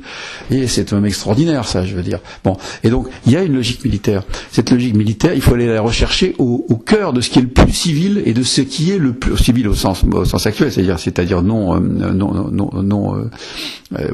militaire, on va dire, et c'est que le plus privé, au sens de l'entreprise Dassault, par exemple. Dassault, c'est à la fois totalement privé, et en même temps, évidemment, sans Dassault, vous pourriez pas aller bombarder la Libye quand vous voulez, vous voyez. Donc, je veux dire, c'est absolument évident, c'est une évidence tellement flagrante, tellement massive, vous voyez, que finalement on finit par plus comprendre de quoi on parle. Enfin, moi je me balade en Bourgogne, pratiquement les villages sont à moitié détruits, notamment sur le plateau de Langres, etc., qui pourtant pas si loin, puisqu'il y a les centres du CEA qui sont par là. Néanmoins, vous voyez, vous avez plein d'endroits où la moitié du village est en ruine. Bon, il y a deux endroits où quand vous vous approchez de ces endroits, le niveau se relève. c'est d'une part, alors je dirais que c'est vraiment antagonisme, c'est la Côte d'Or du vin, du très très bon vin, avec les petits terroirs, etc. Donc des villages extrêmement riches. Donc entre Dijon et Beaune, vous avez que des villages riches. Et puis la deuxième chose, c'est la ligne qui va de Dijon à Montbard, alors avec quelques trous, Petit-Son-Bernon, c'est pas très, enfin, vous avez quelques trous dans le, mais tout de même, ça rejoint le TGV dont on se demande pourquoi il s'arrête à Montbard. Pourquoi il s'arrête à Montbard? Il s'arrête à Montbard à cause du système militaro-industriel français. Sinon, il s'arrêterait pas à Montbard. Hein, c'est un trou. Donc voilà. Et ça, c'est typique. Et entre Montbard, Semur, etc., vous avez toute une espèce d'arc de la bourgeoisie. De la bourgeoisie parisienne, on va dire, mais tout de même un peu plus que ça, bon, et dijonnaise, vous voyez, qui réussit à vivre en donnant une apparence, c'est-à-dire, bon, les crépis sont refaits, la route est entretenue régulièrement, la route entre Montbard et Semur, où c'est les grands bourgeois, qui est bien entretenue. Finalement, on va finir par chasser la tentative de faire une grande décharge européenne, etc., parce que ça nuit tout de même, vous voyez, je dirais à l'autoréputation de la bourgeoisie parisiano-burgonde, qui est quelque chose de réel. Et donc vous avez des axes comme ça qui sont restés des axes relativement bien entretenus, et le reste pour le reste c'est la misère. Donc vous avez géographiquement, en quelque sorte, une sorte de représentation physique, vous voyez, je dirais vous voyez, de l'adéquation en quelque sorte qu'il y a entre le côté purement militaire et voilà représenté, on va dire, par l'industrie annexe et qui tourne autour du nucléaire, et puis la bourgeoisie privée parisienne qui, elle, bon, alors il y a les artistes aussi, vous savez, c'est un peu comme le filet de rattrapage de la bourgeoisie par Bourdieu, quoi. Mais ça se lie géographiquement, ça se lie, si vous voulez, dans le paysage lui-même. Alors avec, vous voyez, évidemment de temps en temps, de grandes expérimentations sur le plan du nucléaire, ou sur le plan, excusez-moi, du solaire, ou le plan de l'éolien, où là aussi on voit les affrontements en quelque sorte, vous voyez, entre types d'industries, puisque qui dit armée dit guerre, et si vous avez des armées qui sont en confrontation, je pense notamment à l'hispano-germanique éolien, qui essaie de vivre en faisant de l'appel financier aux populations, et qui vivent surtout de la crédulité et de la corruption des maires, puisqu'en fait c'est attaquer, les éoliennes peuvent être en quelque sorte attaquantes, peuvent attaquer chaque commune en particulier. Donc alors après vous avez une réaction de l'État français qui commence à être négative, on n'en parle pas trop, mais etc. Et puis vous avez alors peut-être un privilège accordé au solaire, sauf que le solaire c'est encore du chinois de mauvaise qualité, etc. On voit bien, si vous voulez, que les rapports de force entre les armées sont pas fixés, mais c'est des rapports de force entre les armées. Et vous avez le bien public, ou je sais pas quoi, la presse régionale, qui est complètement, je veux dire, à plat devant ce qui se passe, au premier degré, et sans aucune espèce de tentative, vous voyez, de critique ou d'analyse des phénomènes profonds qu'il y a derrière. Vous voyez, pourquoi tel producteur d'éoliennes de 250 mètres de haut à l'aplomb des villages, d'origine entièrement allemande, qui se fait passer pour un truc écologique, a eu plein de problèmes avec les écologistes allemands, qui ont été obligés de leur faire un procès, qui ont empêché, qui ont demandé aux flics et aux juges, enfin aux flics, d'intervenir sur un site où ils voulaient casser une forêt pour foutre une éolienne. Bon, où en France ils ont eu des problèmes le long de la Vienne, etc., pour respecter les lignes paysagères, alors qu'ils les respectent pas, ils ne voulaient pas les respecter à Alésia, etc. Vous avez vraiment, vous avez pas la moindre trace de ça. Est-ce qu'au bien public ils savent lire l'allemand? Sans doute, certains au moins savent lire l'allemand. Et puis surtout dans Internet, c'est très facile de trouver. Pratiquement aucun article jusqu'à très récemment sur le fait que dans toutes les zones où il y a eu des éoliennes, le prix des maisons à vendre a baissé de pratiquement 80%. C'est-à-dire que les gens se retrouvent avec une baisse de leur patrimoine à un niveau considérable, où ça chasse les gens, où de toute façon les touristes ne viennent plus, où les résidences secondaires n'existent plus, etc. Donc vous avez une baisse réellement de la valeur patrimoniale, notamment attribuée au paysage. Ces articles extrêmement récents. Le bonhomme de Sciences Po qui s'occupait de ça dans le bien public était tellement vissé par sa rédaction. Il s'agissait surtout pas de faire le moindre. Il s'agissait de se glisser comme ça entre les puissances, vous voyez, un petit peu comme des correspondants de guerre qui essayent de pas être assassinés par le premier sniper. Oui, moi je sais pas à quoi ressemblera la Troisième Guerre mondiale.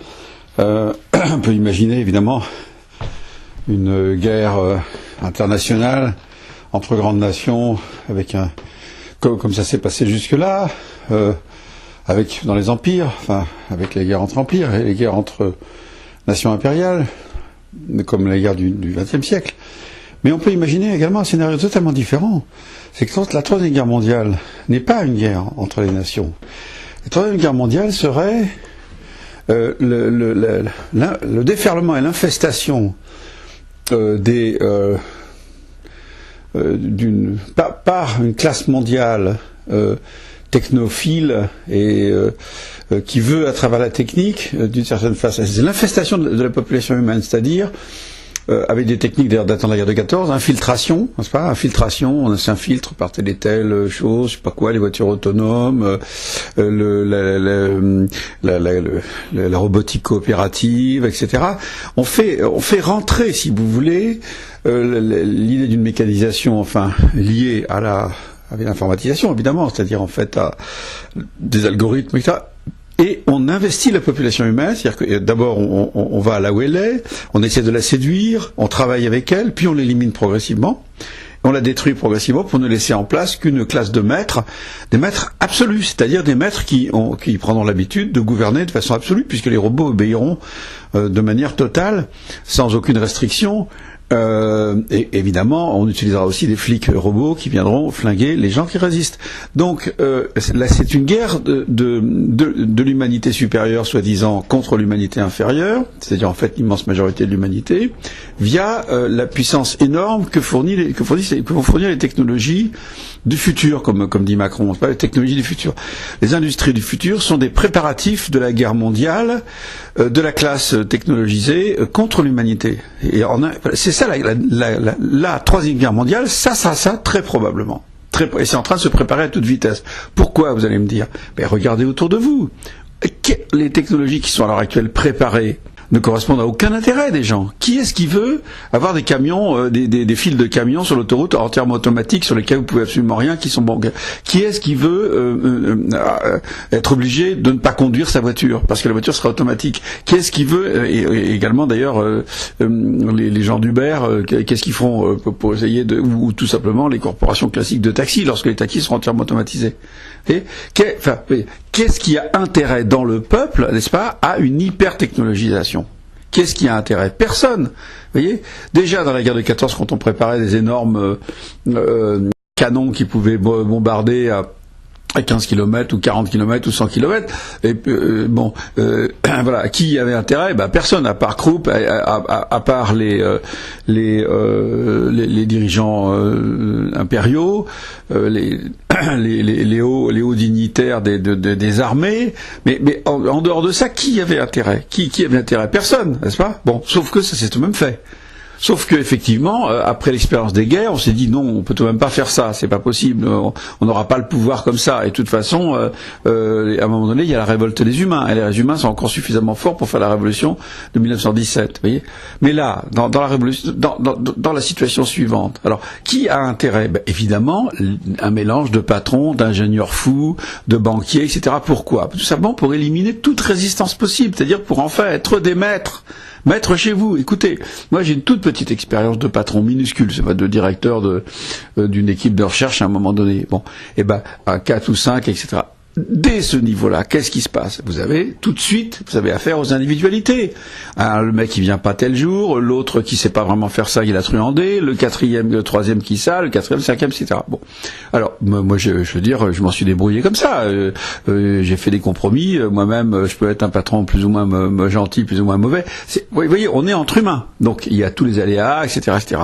À partir du moment où vous commencez à diriger d'immenses armées de capitalistes, immenses, gigantesques, bon, avec ces sommes faramineuses d'argent qui peuvent mobiliser des technologies faramineuses, quel est votre but? De ne n'avoir aucun ennui, ni d'abord avec les producteurs, c'est-à-dire les travailleurs, surtout pas de syndicats, surtout pas de machin, ou surtout, vous voyez, et avec les consommateurs, c'est-à-dire qu'ils nous fassent pas chier. Vous voyez. Donc l'idée, c'est tout de même d'éliminer toute possibilité. C'est de là que vient l'intérêt à une technologie qui élimine l'homme. D'où est-ce que ça pourrait venir d'autre? Ça peut pas venir de la technophilie simplement. Vous voyez, l'amusement et l'intérêt d'une technologie futuriste. Ça peut encore séduire quelques-uns, mais ça ne séduit plus une majorité. Je veux dire, vous voyez, on a peut-être séduit la majorité avec le réfrigérateur, avec, vous voyez, avec la voiture, avec un certain nombre de choses, mais avec l'ordinateur portable, etc. Où là, vous avez pu séduire. Mais quand on se rend compte qu'en réalité, à quoi ça sert? Ça finit par servir à inféoder, à bouffer vos données, à etc.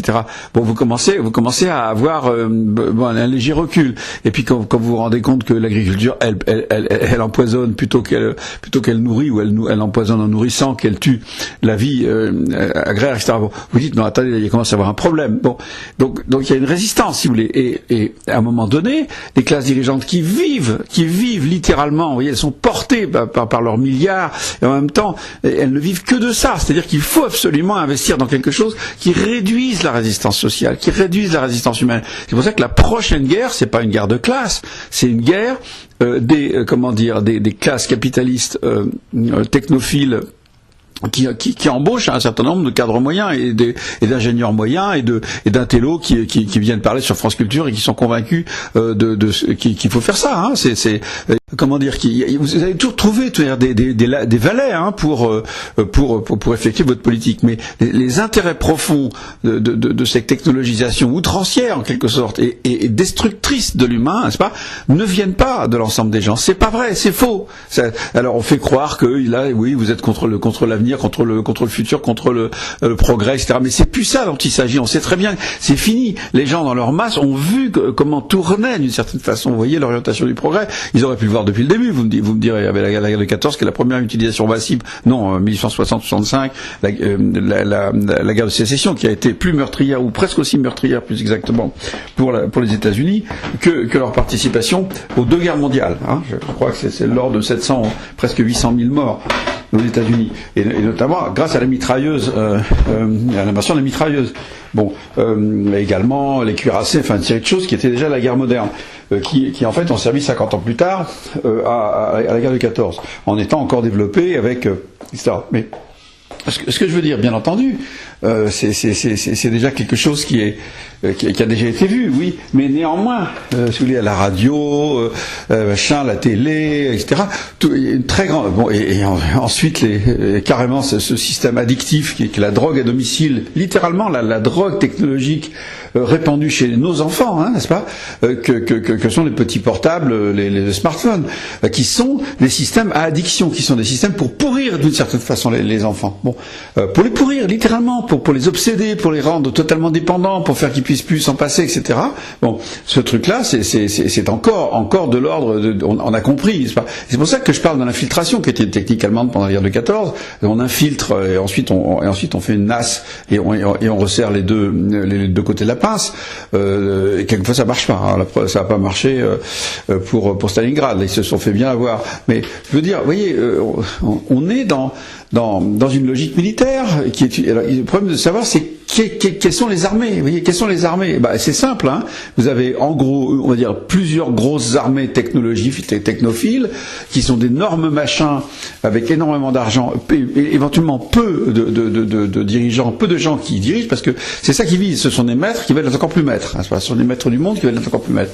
Donc, et utiliser la force de la technologie permet justement de rapporter un effet massif, avoir une incidence sur des milliards de gens, n'est-ce pas, tout en étant que quelques centaines ou quelques milliers au sommet. Vous voyez, c'est tout de même ça le truc, vous voyez, pour pouvoir ne pas avoir de résistance, ne pas avoir d'objection, ne pas avoir de problème avec les gens qui font la grève tel et tel jour, vous voyez, parce que je sais pas, oui, on pense à Macron et à l'heure actuelle et les prisons, le jour où les matons seront des robots avec des traits humains fabriqués au Japon, etc. Et bien évidemment, vous aurez plus de problème de grève, vous comprenez? Donc c'est évidemment ça qui est visé, avec des milliards de gens qui vont de toute façon devenir, pour un certain nombre d'entre eux, non seulement des chômeurs, mais des gens pas contents, des gens qui vont être malheureux, des hystériques, etc., etc. Vous allez avoir, je dirais, une aggravation de ce phénomène qui fait que, pour les classes dirigeantes, il s'agira absolument d'obtenir un contrôle, vous voyez, de la masse, soi-disant pour la survie de l'humanité. Vous voyez, en réalité, la survie de l'humanité, c'est leur survie à eux. Il faut vous le disiez, Philippe Cadic. Bon, lui, il a prévu ça, il a vraiment compris. Mais il y a très peu de gens qui à l'heure actuelle comprennent ça. Ouais, bah oui, c'est encore le progrès. Mais qui défend l'idéologie du progrès chez les intellos? Pratiquement plus personne. Donc vous voyez comment ça arrive à tenir, comment on arrive à créer une hystérie. C'est pas, ça va être HBC, je sais pas quoi, vous savez, la grande banque anglaise, qui était basée à Hong Kong, qui met dans tous les aéroports de la publicité pour les industries du futur. Voilà comment ça sera demain, etc., etc. Alors il y a des milliards qui sont dépensés pour essayer de convaincre les gens là où on peut les coincer. Et ceux qui sont éventuellement encore sauvables, les gens justement qui prennent des avions, etc., qui sont sensibles à la technologie, qui sont technophiles. Mais c'est ça le problème, si vous voulez. Oui, vous comprenez.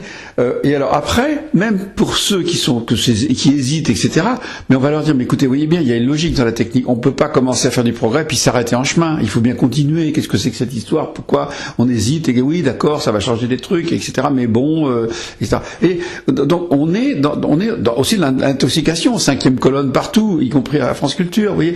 Et je suis pas parano. Hein, je les vois. Je veux dire. Alors le journaliste, n'est-ce pas, va dire, il va jouer les indignations, il va dire non mais tout de même on peut pas faire ça, puis est-ce que c'est bon, est-ce que c'est etc. Mais néanmoins, en gros, il va inviter des gens qui en fait défendent, qui sont déjà dans ces procédures, déjà dans des systèmes qui incluent d'ailleurs, par exemple, des choses soi-disant sociales comme le salaire universel.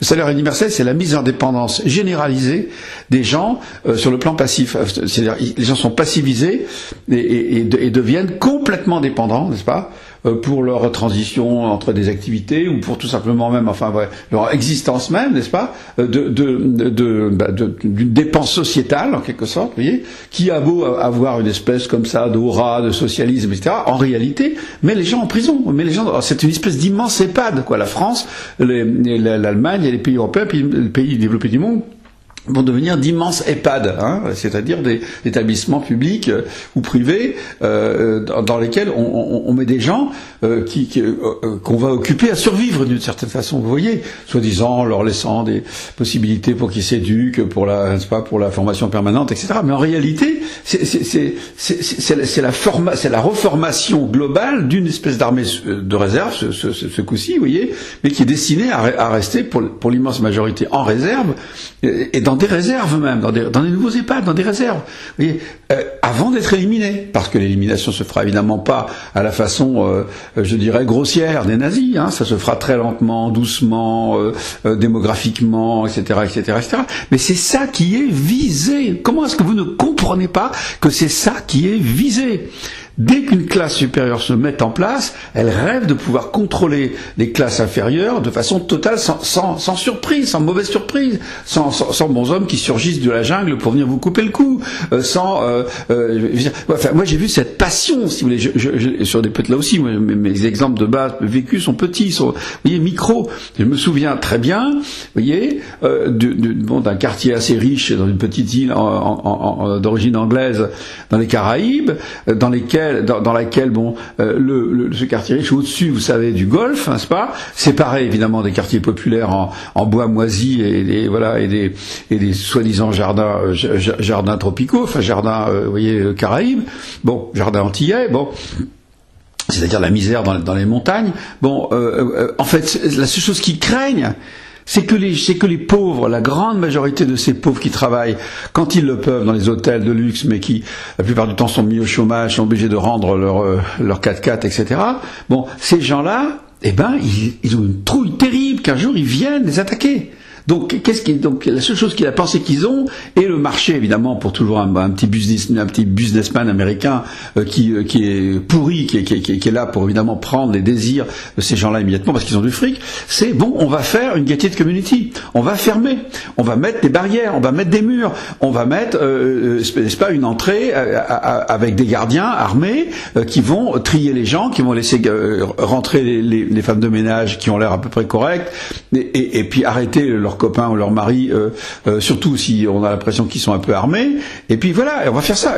Alors moi j'ai vu arriver des gens chez moi, parce que j'habitais à un moment donné dans une de ces villas, vieille villa, magnifique, etc., bon, qui coûtait pas cher parce que justement on n'avait pas tous les trucs contre tous les trucs modernes, mais bon, qui n'était pas nettement au-dessous du prix pour expat, et néanmoins j'ai vu arriver l'américain, jeune, fringant, etc., disait oui, on a déjà parlé avec votre ambassadeur, votre ambassadrice à l'époque, écoutez, tout le monde, parce que bon, qui venait pas que ambassadrice pour l'ensemble des îles Caraïbes anglaises, bon, ouais, bah, écoutez, on a essayé d'aller d'accord, on pourrait faire la promotion de ça, qu'est-ce que vous en pensez, est-ce que vous souscriviez, est-ce que vous souscririez, c'est pas pour fabriquer comme ça un mur, et puis avec une entrée avec des gardiens, etc., parce que tout de même c'est vachement dangereux, c'est le mec qui arrive, etc., un jour on va être tué, etc.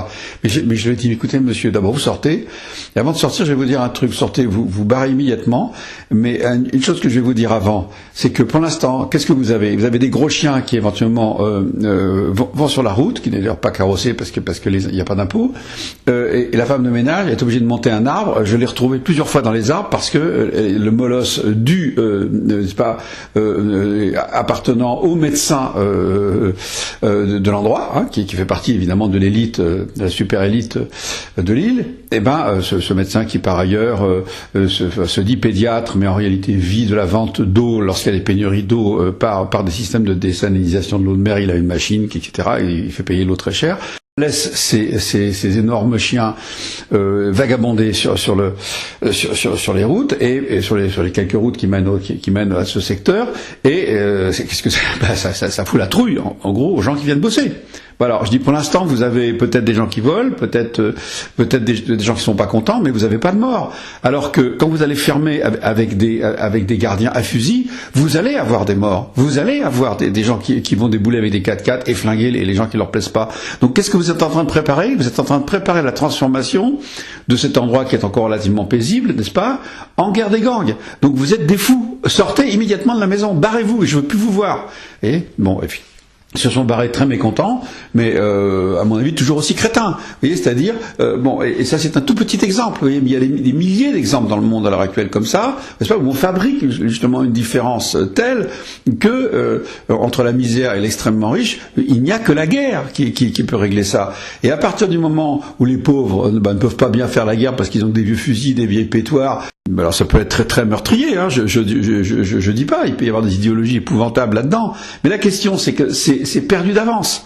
C'est perdu d'avance parce que bon, pour l'instant vous avez des bombardiers, vous avez des trucs automatiques, mais vous avez des systèmes de visionnage, vous avez des systèmes de repérage incroyables par satellite, vous avez la plupart des gens qui vont faire la guerre avec l'idée de viser des dirigeants vont le faire dans des bases américaines avec des jeux, l'équivalent de jeux vidéo, hein. Bon, je me demande ce que ça fait d'ailleurs sur la psychologie des gens qui font ça, mais il est évident que c'est déjà extrêmement symbolique de la guerre du futur. La guerre du futur, c'est une guerre des classes dirigeantes qui se veulent l'humanité, n'est-ce pas, utilisant une technologie massive pour détruire toute résistance dans ce qu'ils vont appeler ou ce qu'ils vont penser comme étant la racaille, n'est-ce pas, les zombies, n'est-ce pas, les zombies, on va les exterminer en masse, progressivement, peut-être, humainement, n'est-ce pas, comme disaient les nazis, on va faire ça très doucement, d'accord, mais pour ça, il faut mettre sur pied une technologie qui nous permette de immobiliser, n'est-ce pas, de rendre absolument incapables de résistance tous les gens qui sont contre. C'est la raison pour laquelle, d'ailleurs, vous savez, Notre-Dame-des-Landes va être attaquée. Là, je suis en train de le prédire. Ça va être attaqué. Et pourquoi est-ce que ça va être attaqué? Parce que ça représente une résistance humaine et des façons de vivre humaines qui sont opposée finalement aux idéaux de cette classe technologique qui se vit comme supérieure au reste de l'humanité. Elle est là, la nouvelle classe d'hommes supérieurs, c'est pas la race, c'est la domination par la technologie. Il y aura toutes les races hein, dans la classe supérieure. Il y aura des Japonais, vous aurez des Chinois, vous aurez des... Mais de la classe supérieure, oui, c'est ça qui compte. Et donc c'est encore plus... Et c'est pas une guerre de classe contre classe, c'est une guerre de classe contre la masse. Vous voyez. Et le problème, c'est que la masse, pour l'instant, les sert. Et c'est-à-dire qu'en fait, c'est une sorte, vous voyez, c'est quelque chose qui est produit pour empêcher la révolte des esclaves, d'une certaine façon, vous voyez. Donc c'est tout à fait par esclaves qui sont pour l'instant, pour un certain nombre d'entre eux, tout à fait soumis, parce qu'ils ne voient absolument pas où on va. Ils voient un petit peu qu'au jour le jour, parce qu'ils n'ont pas assez d'argent pour, d'ailleurs, développer des connaissances, passer des diplômes, etc., qui leur permettraient de voir plus loin. Ils sont pas responsables, les pauvres. Donc voilà ce que je pense. La Troisième Guerre mondiale sera une guerre des technophiles contre le reste contre l'humanité, n'est-ce pas? C'est ça le problème. Et moi je crois qu'il faut bien voir ça. Et si vous ne le voyez pas, vous comprenez absolument pas ce qui se passe. Donc si vous voulez, le véritable problème, et qui n'est pas résolu, ça n'est pas résolu, parce que comme ça vient de très loin, que c'est tout à fait lié à des orientations profondes. Et le problème, si vous voulez, c'est d'envisager des pistes de solutions d'une difficulté anthropologique, qui est à la fois des racines extrêmement anciennes, très profondes par rapport à la culture. Hein, c'est homo sive cultura, quoi. Hein, Deus sive natura, homo sive cultura. Bon. C'est-à-dire l'homme c'est la culture, et la culture c'est la parole, et la parole c'est des cycles successifs qui tentent d'englober toujours plus de gens. Voilà. Donc si vous voulez, qui tentent vers l'armée. Ça, et c'est marrant parce que Lacan lui n'a pas tellement pris position sur la question de la masse. Lui, il transfère ça en termes de réel. C'est le réel qui rattrape, comme il dit, c'est-à-dire c'est les agencements, comme l'avait noté d'ailleurs Freud, il avait très bien noté, comment dire, un point matériel institutionnel, en quelque sorte, qui d'une certaine façon se cristallise, je dirais, à travers d'ailleurs la cristallisation du symbolique. Le symbolique, en quelque sorte, justement, c'est que, comme le nom l'indique, si mettre ensemble, c'est-à-dire que ça met ensemble, ça cristallise, et après c'est extrêmement difficile à défaire. Et quand c'est défait, c'est souvent pour des formes de cristallisation encore plus puissantes, encore plus socialisées, et avec des formes, que moi j'appelle ça peut s'interpréter sous la forme langagière, linguistique, je veux dire, c'est-à-dire que ça passe de la possibilité de comparer, d'avoir besoin de l'extérieur, d'avoir besoin de la non-détermination de l'autre pour pouvoir lui parler, ça passe à des formes extrêmement de plus en plus rigides, de plus en plus formelles, de plus en plus précises, de plus en plus... quand vous voyez le fouillis, par exemple, des extrêmement détaillés, précis et articulés, des systèmes juridiques, par exemple, qui encadrent la succession, parce que je suis un peu dans ces problèmes-là en ce moment, c'est absolument dingue, c'est à la fois c'est une forêt, et en même temps c'est extrêmement articulé, c'est-à-dire que c'est... évidemment, c'est sous le coup justement des jurisprudences et des évolutions constantes légales là-dessus, des pressions sociales, individuelles, collectives constantes, et ça finit par faire des espèces d'arborescence, vous voyez, d'une précision, qui laisse absolument aucune place finalement à la liberté, ou alors vous truandez, mais évidemment tout est prévu, bien sûr, mais c'est ce qui est normal d'ailleurs. Je suis pas en train de faire l'apologie d'une liberté de truander, c'est pas ça, je constate, si vous voulez, cette tendance à la prolifération des systèmes, des systèmes donc de solidarité la plus large possible, vous voyez, pour en quelque sorte localiser, préciser, obliger, faire fonctionner l'individu en quelque sorte comme le membre d'une armée, voilà. Et ça, dans cette tendance-là, il va falloir savoir la limiter, c'est-à-dire et la rendre réversible de façon durable. Et ça, nous ne savons pas faire. Moi, je dirais, nous ne savons pas faire. On a toujours été dans l'autre sens. Nous ne savons pas faire. oui, on sait adapter la famille aux grands systèmes sociétaux, on sait la réduire pour qu'elle devienne un élément cellulaire dans un énorme machin, on sait la faire grandir pour en faire un élément de gestion et de régulation des comportements individuels, on sait l'institutionnaliser, on sait faire des choses comme ça. C'est par référence à Todd que je dis ça, effectivement. On peut pas dire que la société chinoise, ni même la société indienne, soient des sociétés remarquables en ce qui concerne la liberté individuelle. Mais, et là, quand je parle de liberté individuelle, je parle pas du libertarisme qui permet de faire tout ce qu'on veut en termes d'affaires. C'est pas ça. La question doit être posée précisément. Comment on empêche l'humanité de devenir une immense armée dont la fonction sera de s'autodétruire, parce qu'elle peut pas avoir d'autre fonction, étant donné qu'il n'y aura plus d'étrangers, sauf des extraterrestres imaginaires. Alors il est possible qu'on s'attaque à soi-même d'ailleurs en pensant qu'on attaque des extraterrestres. Hein. Enfin bon, tous les fantasmes sont possibles. Donc comment on arrive à bloquer la chose, quoi, à bloquer cette orientation qui devient funeste. Elle devient funeste parce qu'elle devient effectivement non pas seulement autophagique comme l'a repéré comme l'ont repéré certains, non seulement autophagique, mais autodestructeur. C'est-à-dire que c'est pas l'autophagie au sens de serpent qui avale sa queue ou de quelque chose. C'est pas ça. C'est une ou si on veut, mais si on veut, on peut utiliser le mot autophagie. Mais je pense que l'autophagie ça rapporte à bouffer. Alors que c'est pas ça. Ça peut être une destruction gratuite. Ça c'est au besoin. Ça va s'autodétruire par la production de déchets et non pas par la production de choses consommables. Enfin, oui, l'un pour l'autre. C'est aussi l'autophagie au sens de, par exemple, l'empoisonnement. Donc, on n'est pas en train de se nourrir de soi-même et on meurt du fait qu'on meurt de s'être alimenté avec soi-même. C'est qu'on s'alimente avec du poison. Et, je veux dire, il y a plein de choses qui peuvent excéder la métaphore simplement autophagique. Voilà. Mais ce que je veux dire, c'est que c'est bien le problème de l'avenir immédiat. De l'avenir dans les quelques décennies ou quelques. Comment on fait pour changer l'orientation du. Moi, j'ai utilisé quelquefois dans les choses publiques vous savez la métaphore de Tintin et la fusée. Vous savez la fusée qui se retourne, la manœuvre de retournement, c'est-à-dire qu'on continue, mais on continue en allant dans l'autre sens, ce qui permet de freiner et aussi d'allunir en quelque sorte. Oui, bon.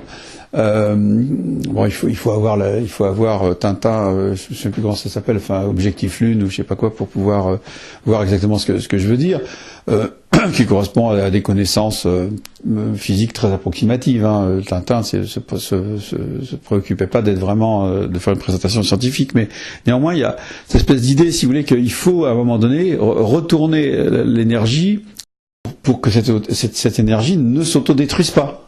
Il faut la faire fonctionner de façon lente. Bon, en quelque sorte, vous voyez, on renverse on continue sur sa lancée, mais à ce moment-là, on peut utiliser le moteur dans l'autre sens, et donc on peut l'utiliser pour freiner. Une manœuvre de freinage qui d'ailleurs implique effectivement la pression sur les corps humains, etc. Bon, la métaphore amusante. Bon, mais ce que je veux dire par là, c'est qu'il faut être capable d'une manœuvre de retournement. C'est-à-dire de retourner, si vous voulez, des forces soit contre elles-mêmes. Alors, le Léviathan était un peu cette idée-là. Hein. Le Léviathan de Hobbes, c'était utiliser l'énergie agressive des humains les uns contre les autres pour la canaliser et la concentrer entre les mains du souverain, qui lui, alors à ce moment-là, ayant le monopole de la violence légitime, utiliserait nécessairement cette négativité pour le bien de tous. Voilà. On voit ce que ça donne aujourd'hui. C'est-à-dire que la métaphore est fausse. Elle est fausse. Car en fait, c'est pas ce qui se passe. C'est pour le malheur de tous que l'énergie est capturée dans des énergies, dans des armées sociétales ou des armées d'argent, des armées crématistiques ou des armées sociales. C'est la même chose. On voit bien que leur fonction est de détruire, et quand elles peuvent pas détruire l'autre, elles se détruisent elles-mêmes.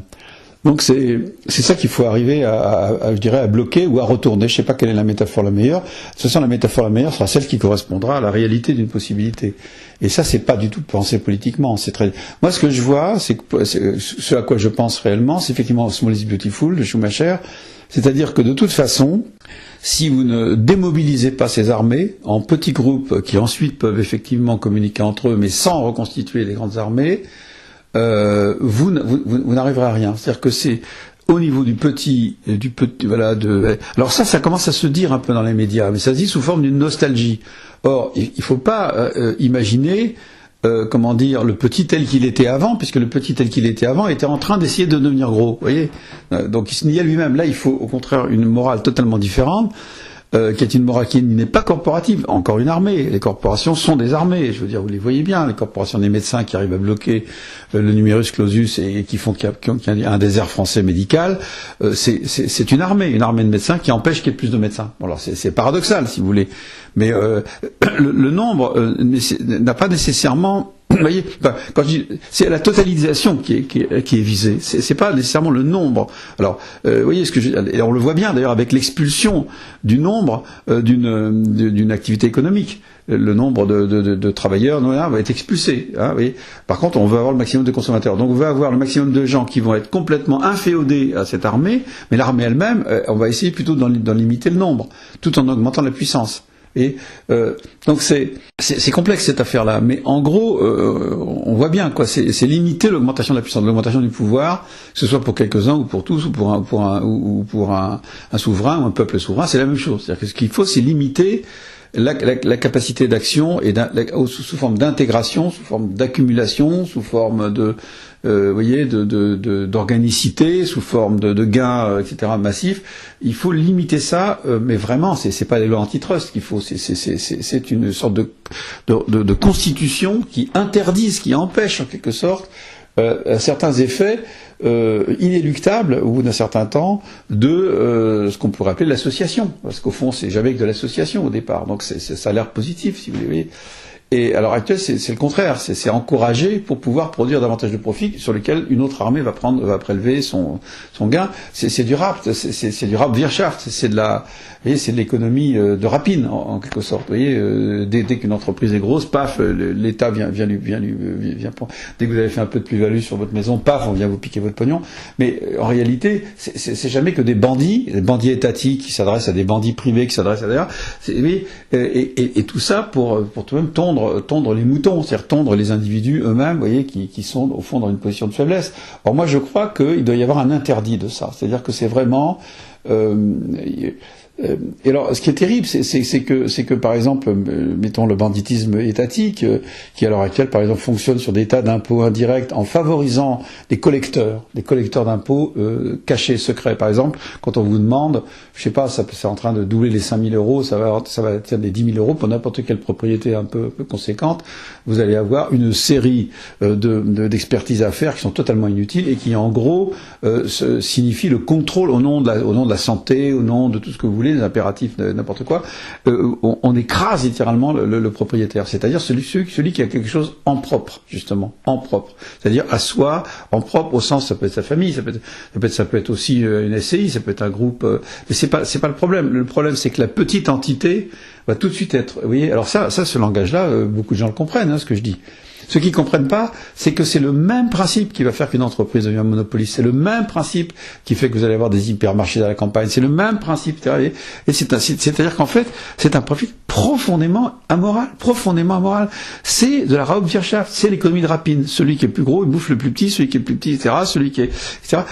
Tout ça, quelle que soit la raison. Ça peut être la raison d'État. Ça peut être la raison je sais pas quoi, du bien public. Ça peut être la raison de l'intérêt général. Ça peut être la raison du profit privé. De toute façon, c'est pareil. Vous voyez, il faut bien comprendre ça. C'est pareil. Alors, la question, c'est comment, évidemment, préserver parce que c'est pareil sur quoi? Sur la volonté d'acheter, sur les besoins, sur le besoin d'ordre, sur la légitimité de ne pas voir sa quiétude troublée, comme dit le droit concernant les propriétés, les droits d'usage, droits d'abus, etc. Bon. Et si vous voulez, ce sont des vocables qui peuvent être transmis, vous voyez, d'un secteur à l'autre. Le problème, c'est comment vous réglez le fond de cette question. C'est-à-dire comment vous, en gros, vous transformez, je dirais, chaque individu potentiellement propriétaire d'une immense fortune, à la limite. Hein, bon, c'est dans les rêves, ça, mais je veux dire, ça finit par arriver au moins à quelques-uns. Comment vous l'empêchez d'utiliser son immense fortune comme un pouvoir gigantesque pour s'imposer, je veux dire, à la masse des gens. Vous voyez, encore une fois, que ce soit un député, un président ou un PDG ou un général, c'est pareil. Comment vous empêchez ça? Comment vous faites que la totalisation ne puisse pas écraser la singularité et l'individu, si vous voulez, et le petit nombre? Le petit nombre, évidemment, c'est paradoxal, parce que si vous renforcez, par exemple, la puissance de l'individu, vous renforcez en même temps son pouvoir sur les autres. Vous voyez. Donc, il y a là des questions philosophiques fondamentales qui ne sont pas résolues. J'essaierai d'avancer là-dessus relativement rapide, parce qu'on n'a pas tout de même trop de temps devant nous. Enfin, quand je parle de nous, c'est pas moi principalement, c'est l'époque. L'époque peut rapidement se heurter à des contradictions telles que le mode de résolution de la contradiction sera, comme d'ordinaire, le massacre. Vous voyez. Donc il faut pas. Donc faut faire vraiment attention, quoi. Moi, je pense que quelques décennies, ça sera au-delà de ma mort, c'est probablement, mais quelques décennies sont probablement un maximum pour la rencontre avec le problème de l'alimentation, par exemple, de la population humaine. Et on sait qu'avec des augmentations de prix relativement faibles dans le domaine de l'alimentation, on a très très vite des révoltes urbaines et des révoltes massives, par exemple dans les pays du Maghreb ou Machrek ou même aux États-Unis ou en Amérique latine. Donc on sait que ça peut prendre très rapidement. À ce moment-là, évidemment, une fois que vous avez une révolte généralisée, transformer cette révolte généralisée en agressivité militaire, voilà, ça va être fait pas en quelques minutes, mais en quelques années, vous allez fabriquer Daesh, ça va surgir immédiatement, vous voyez. Donc c'est pour ça que, si vous voulez, moi, la révolte, vous savez, entre le dit printemps arabe et la saisie du printemps arabe par les groupes type Daesh, en concurrence d'ailleurs au début, etc., et donc par en fait des bandits de banlieue, on va dire des petits malfrats de banlieue, des petits jeunes à casquette qui se transforment en soldats mitraillant tout autour d'eux, c'est le cas de quelques années. Et puis évidemment, il faut qu'il y ait des marchands d'armes, dont évidemment l'État français. Donc vous voyez, donc tout ça, c'est une proximité à la catastrophe qui doit vraiment être prise au sérieux. Et c'est au nom de cette proximité à la catastrophe que je dis qu'il faut réfléchir sur des grandes solutions, des solutions visibles de tous et en même temps applicables plus ou moins partout, parce qu'effectivement on a affaire à une totalisation, la totalisation existe. Une fois que les gens parlent anglais, ils parlent anglais. Vous pouvez toujours faire que 3 générations après ils parlent plus, mais néanmoins en attendant ils parlent anglais. Donc ça veut dire que on peut se comprendre dans le monde entier. Donc ça veut dire qu'il y a une structure, qu'il y a des avions qui passent d'un bout à l'autre, qu'il y a des bateaux, des machins, d'internet qui fait circuler l'argent et les gens et les informations à toute vitesse, les conférences électroniques, les machins. Même les gamins maintenant font des conférences à plusieurs par internet. Donc je veux dire c'est très clair.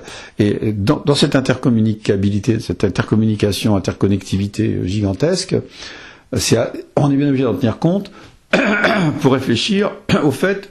Il faudrait pouvoir justement empêcher l'utilisation organique par des grandes armées cognitivistes ou par des grandes armées de l'argent, etc., ou des grandes armées publiques, pouvoir utiliser cette interconnectivité comme quelque chose qui au contraire pourrait permettre le contraire, c'est-à-dire permettre autoriser, parce que elles ne le permettront pas en tant que telles, mais elles pourraient autoriser au moins, si vous voulez, une évolution vers des entités quasi souveraines, moi je dirais, ou souveraines, qui seraient beaucoup plus petites que celles qui, à l'heure actuelle, sont capables de déferler sur le monde. Vous voyez, voilà, Thibaut Cordillaud parlait de déferlement des technologies, mais c'est pas les technologies qui déferlent. Ce qui déferle, c'est les armées.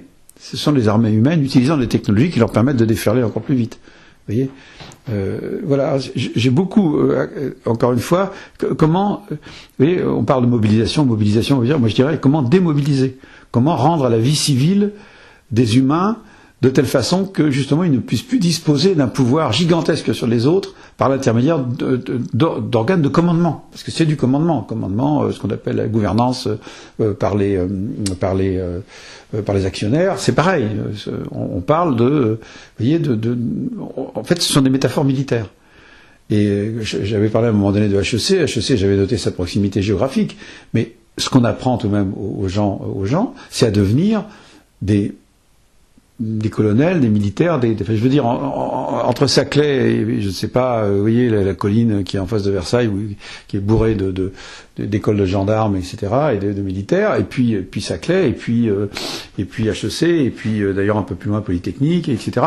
Vous avez là un assemblage géographique, et HEC pas loin non plus. Je veux dire, c'est clair, je veux dire, la métaphore centrale, c'est le militaire. C'est le militaire. Bon. Le militaire éventuellement très décontracté, sans uniforme, vous voyez, sans cravate, tout ça, en train de faire son jogging tranquillement, etc. Vous voyez, bon, ça a l'air d'eux, etc. Ouais, copain, oui, mais on se tutoie. Mais néanmoins, on reconnaît le chef.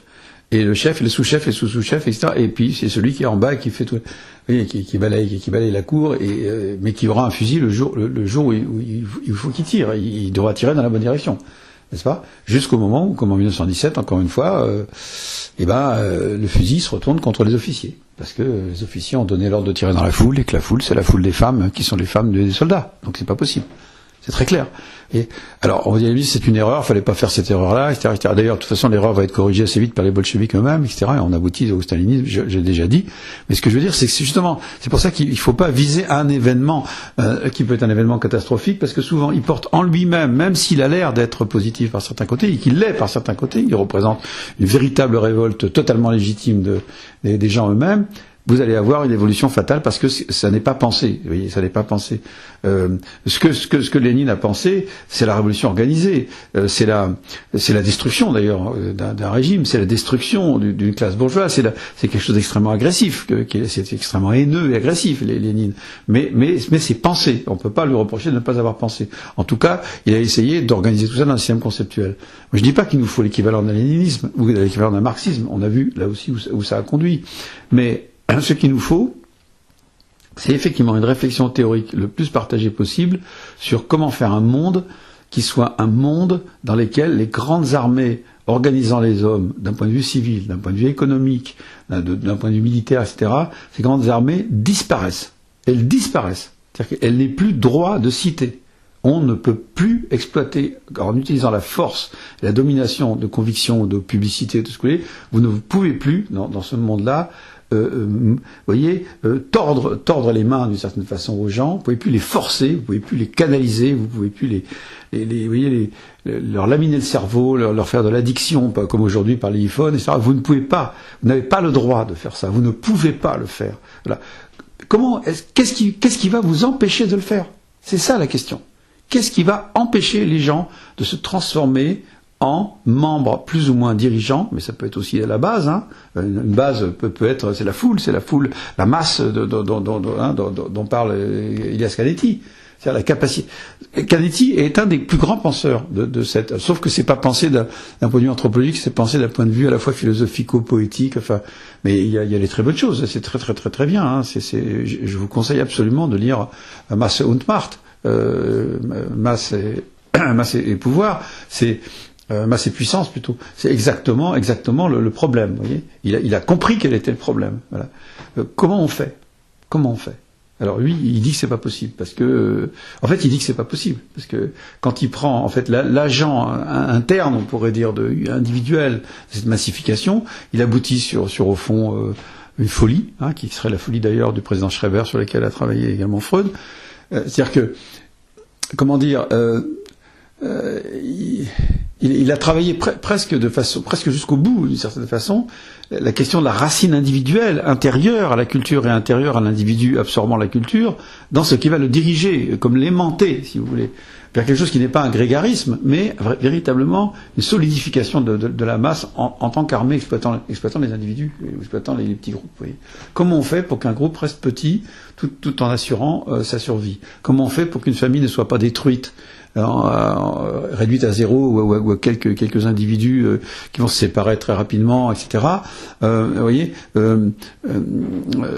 sans qu'on ait à faire au contraire, c'est-à-dire au grossissement d'une espèce d'armada de cousins qui vont faire la guerre aux autres également dans une autre vie. Comment on fait pour régler ce problème, vous voyez, anthropologique fondamental? Moi, pour l'instant, j'avoue que j'ai pensé à beaucoup de choses, j'ai réfléchi à beaucoup de choses. Ça fait 40 ans que j'ai réfléchi à ce problème-là. On pourrait dire ça, 40 ans à peu près. Ben, ça fait 40 ans que je réfléchis à ce truc-là, à peu près dans ces termes-là, avec des fois des variantes, plus psychologiques, plus sociaux, plus anthropo, plus politologiques, j'étais au CNRS dans la commission de sciences politiques pendant des années, etc. Bon, j'ai passé ma thèse d'État, de doctorat d'État à Sciences Po.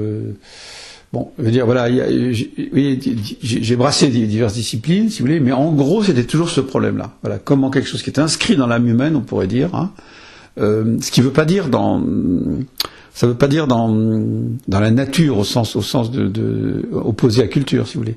Je pense que c'est dans la nature de la culture. Je pense que dans la culture humaine, il y a quelque chose qui déclenche, si vous voulez, et qui entretient ce mécanisme-là.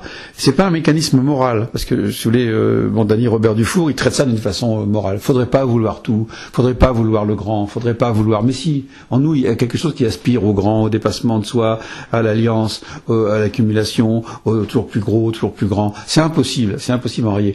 Le problème, c'est quel mécanisme vous mettez pour contrôler cette orientation, sans tomber dans le paradoxe du contrôle sur le contrôle sur le contrôle sur le contrôle, parce que finalement, vous savez, c'est la vieille phrase de Juvénal, attribuée à Juvénal, quis custodiet ipsos custodes, enfin, qui va garder ses gardiens. Et on est en plein paradoxe, oui, en plein paradoxe. Donc là, je vous laisse sur le paradoxe, je vous laisse réfléchir, et puis la prochaine fois, j'essaierai la prochaine conférence, j'essaierai de travailler des réponses possibles, en sachant que c'est extrêmement difficile. C'est une question difficile. Si c'était facile, ça aurait déjà été résolu. Hein. Voilà. Merci beaucoup.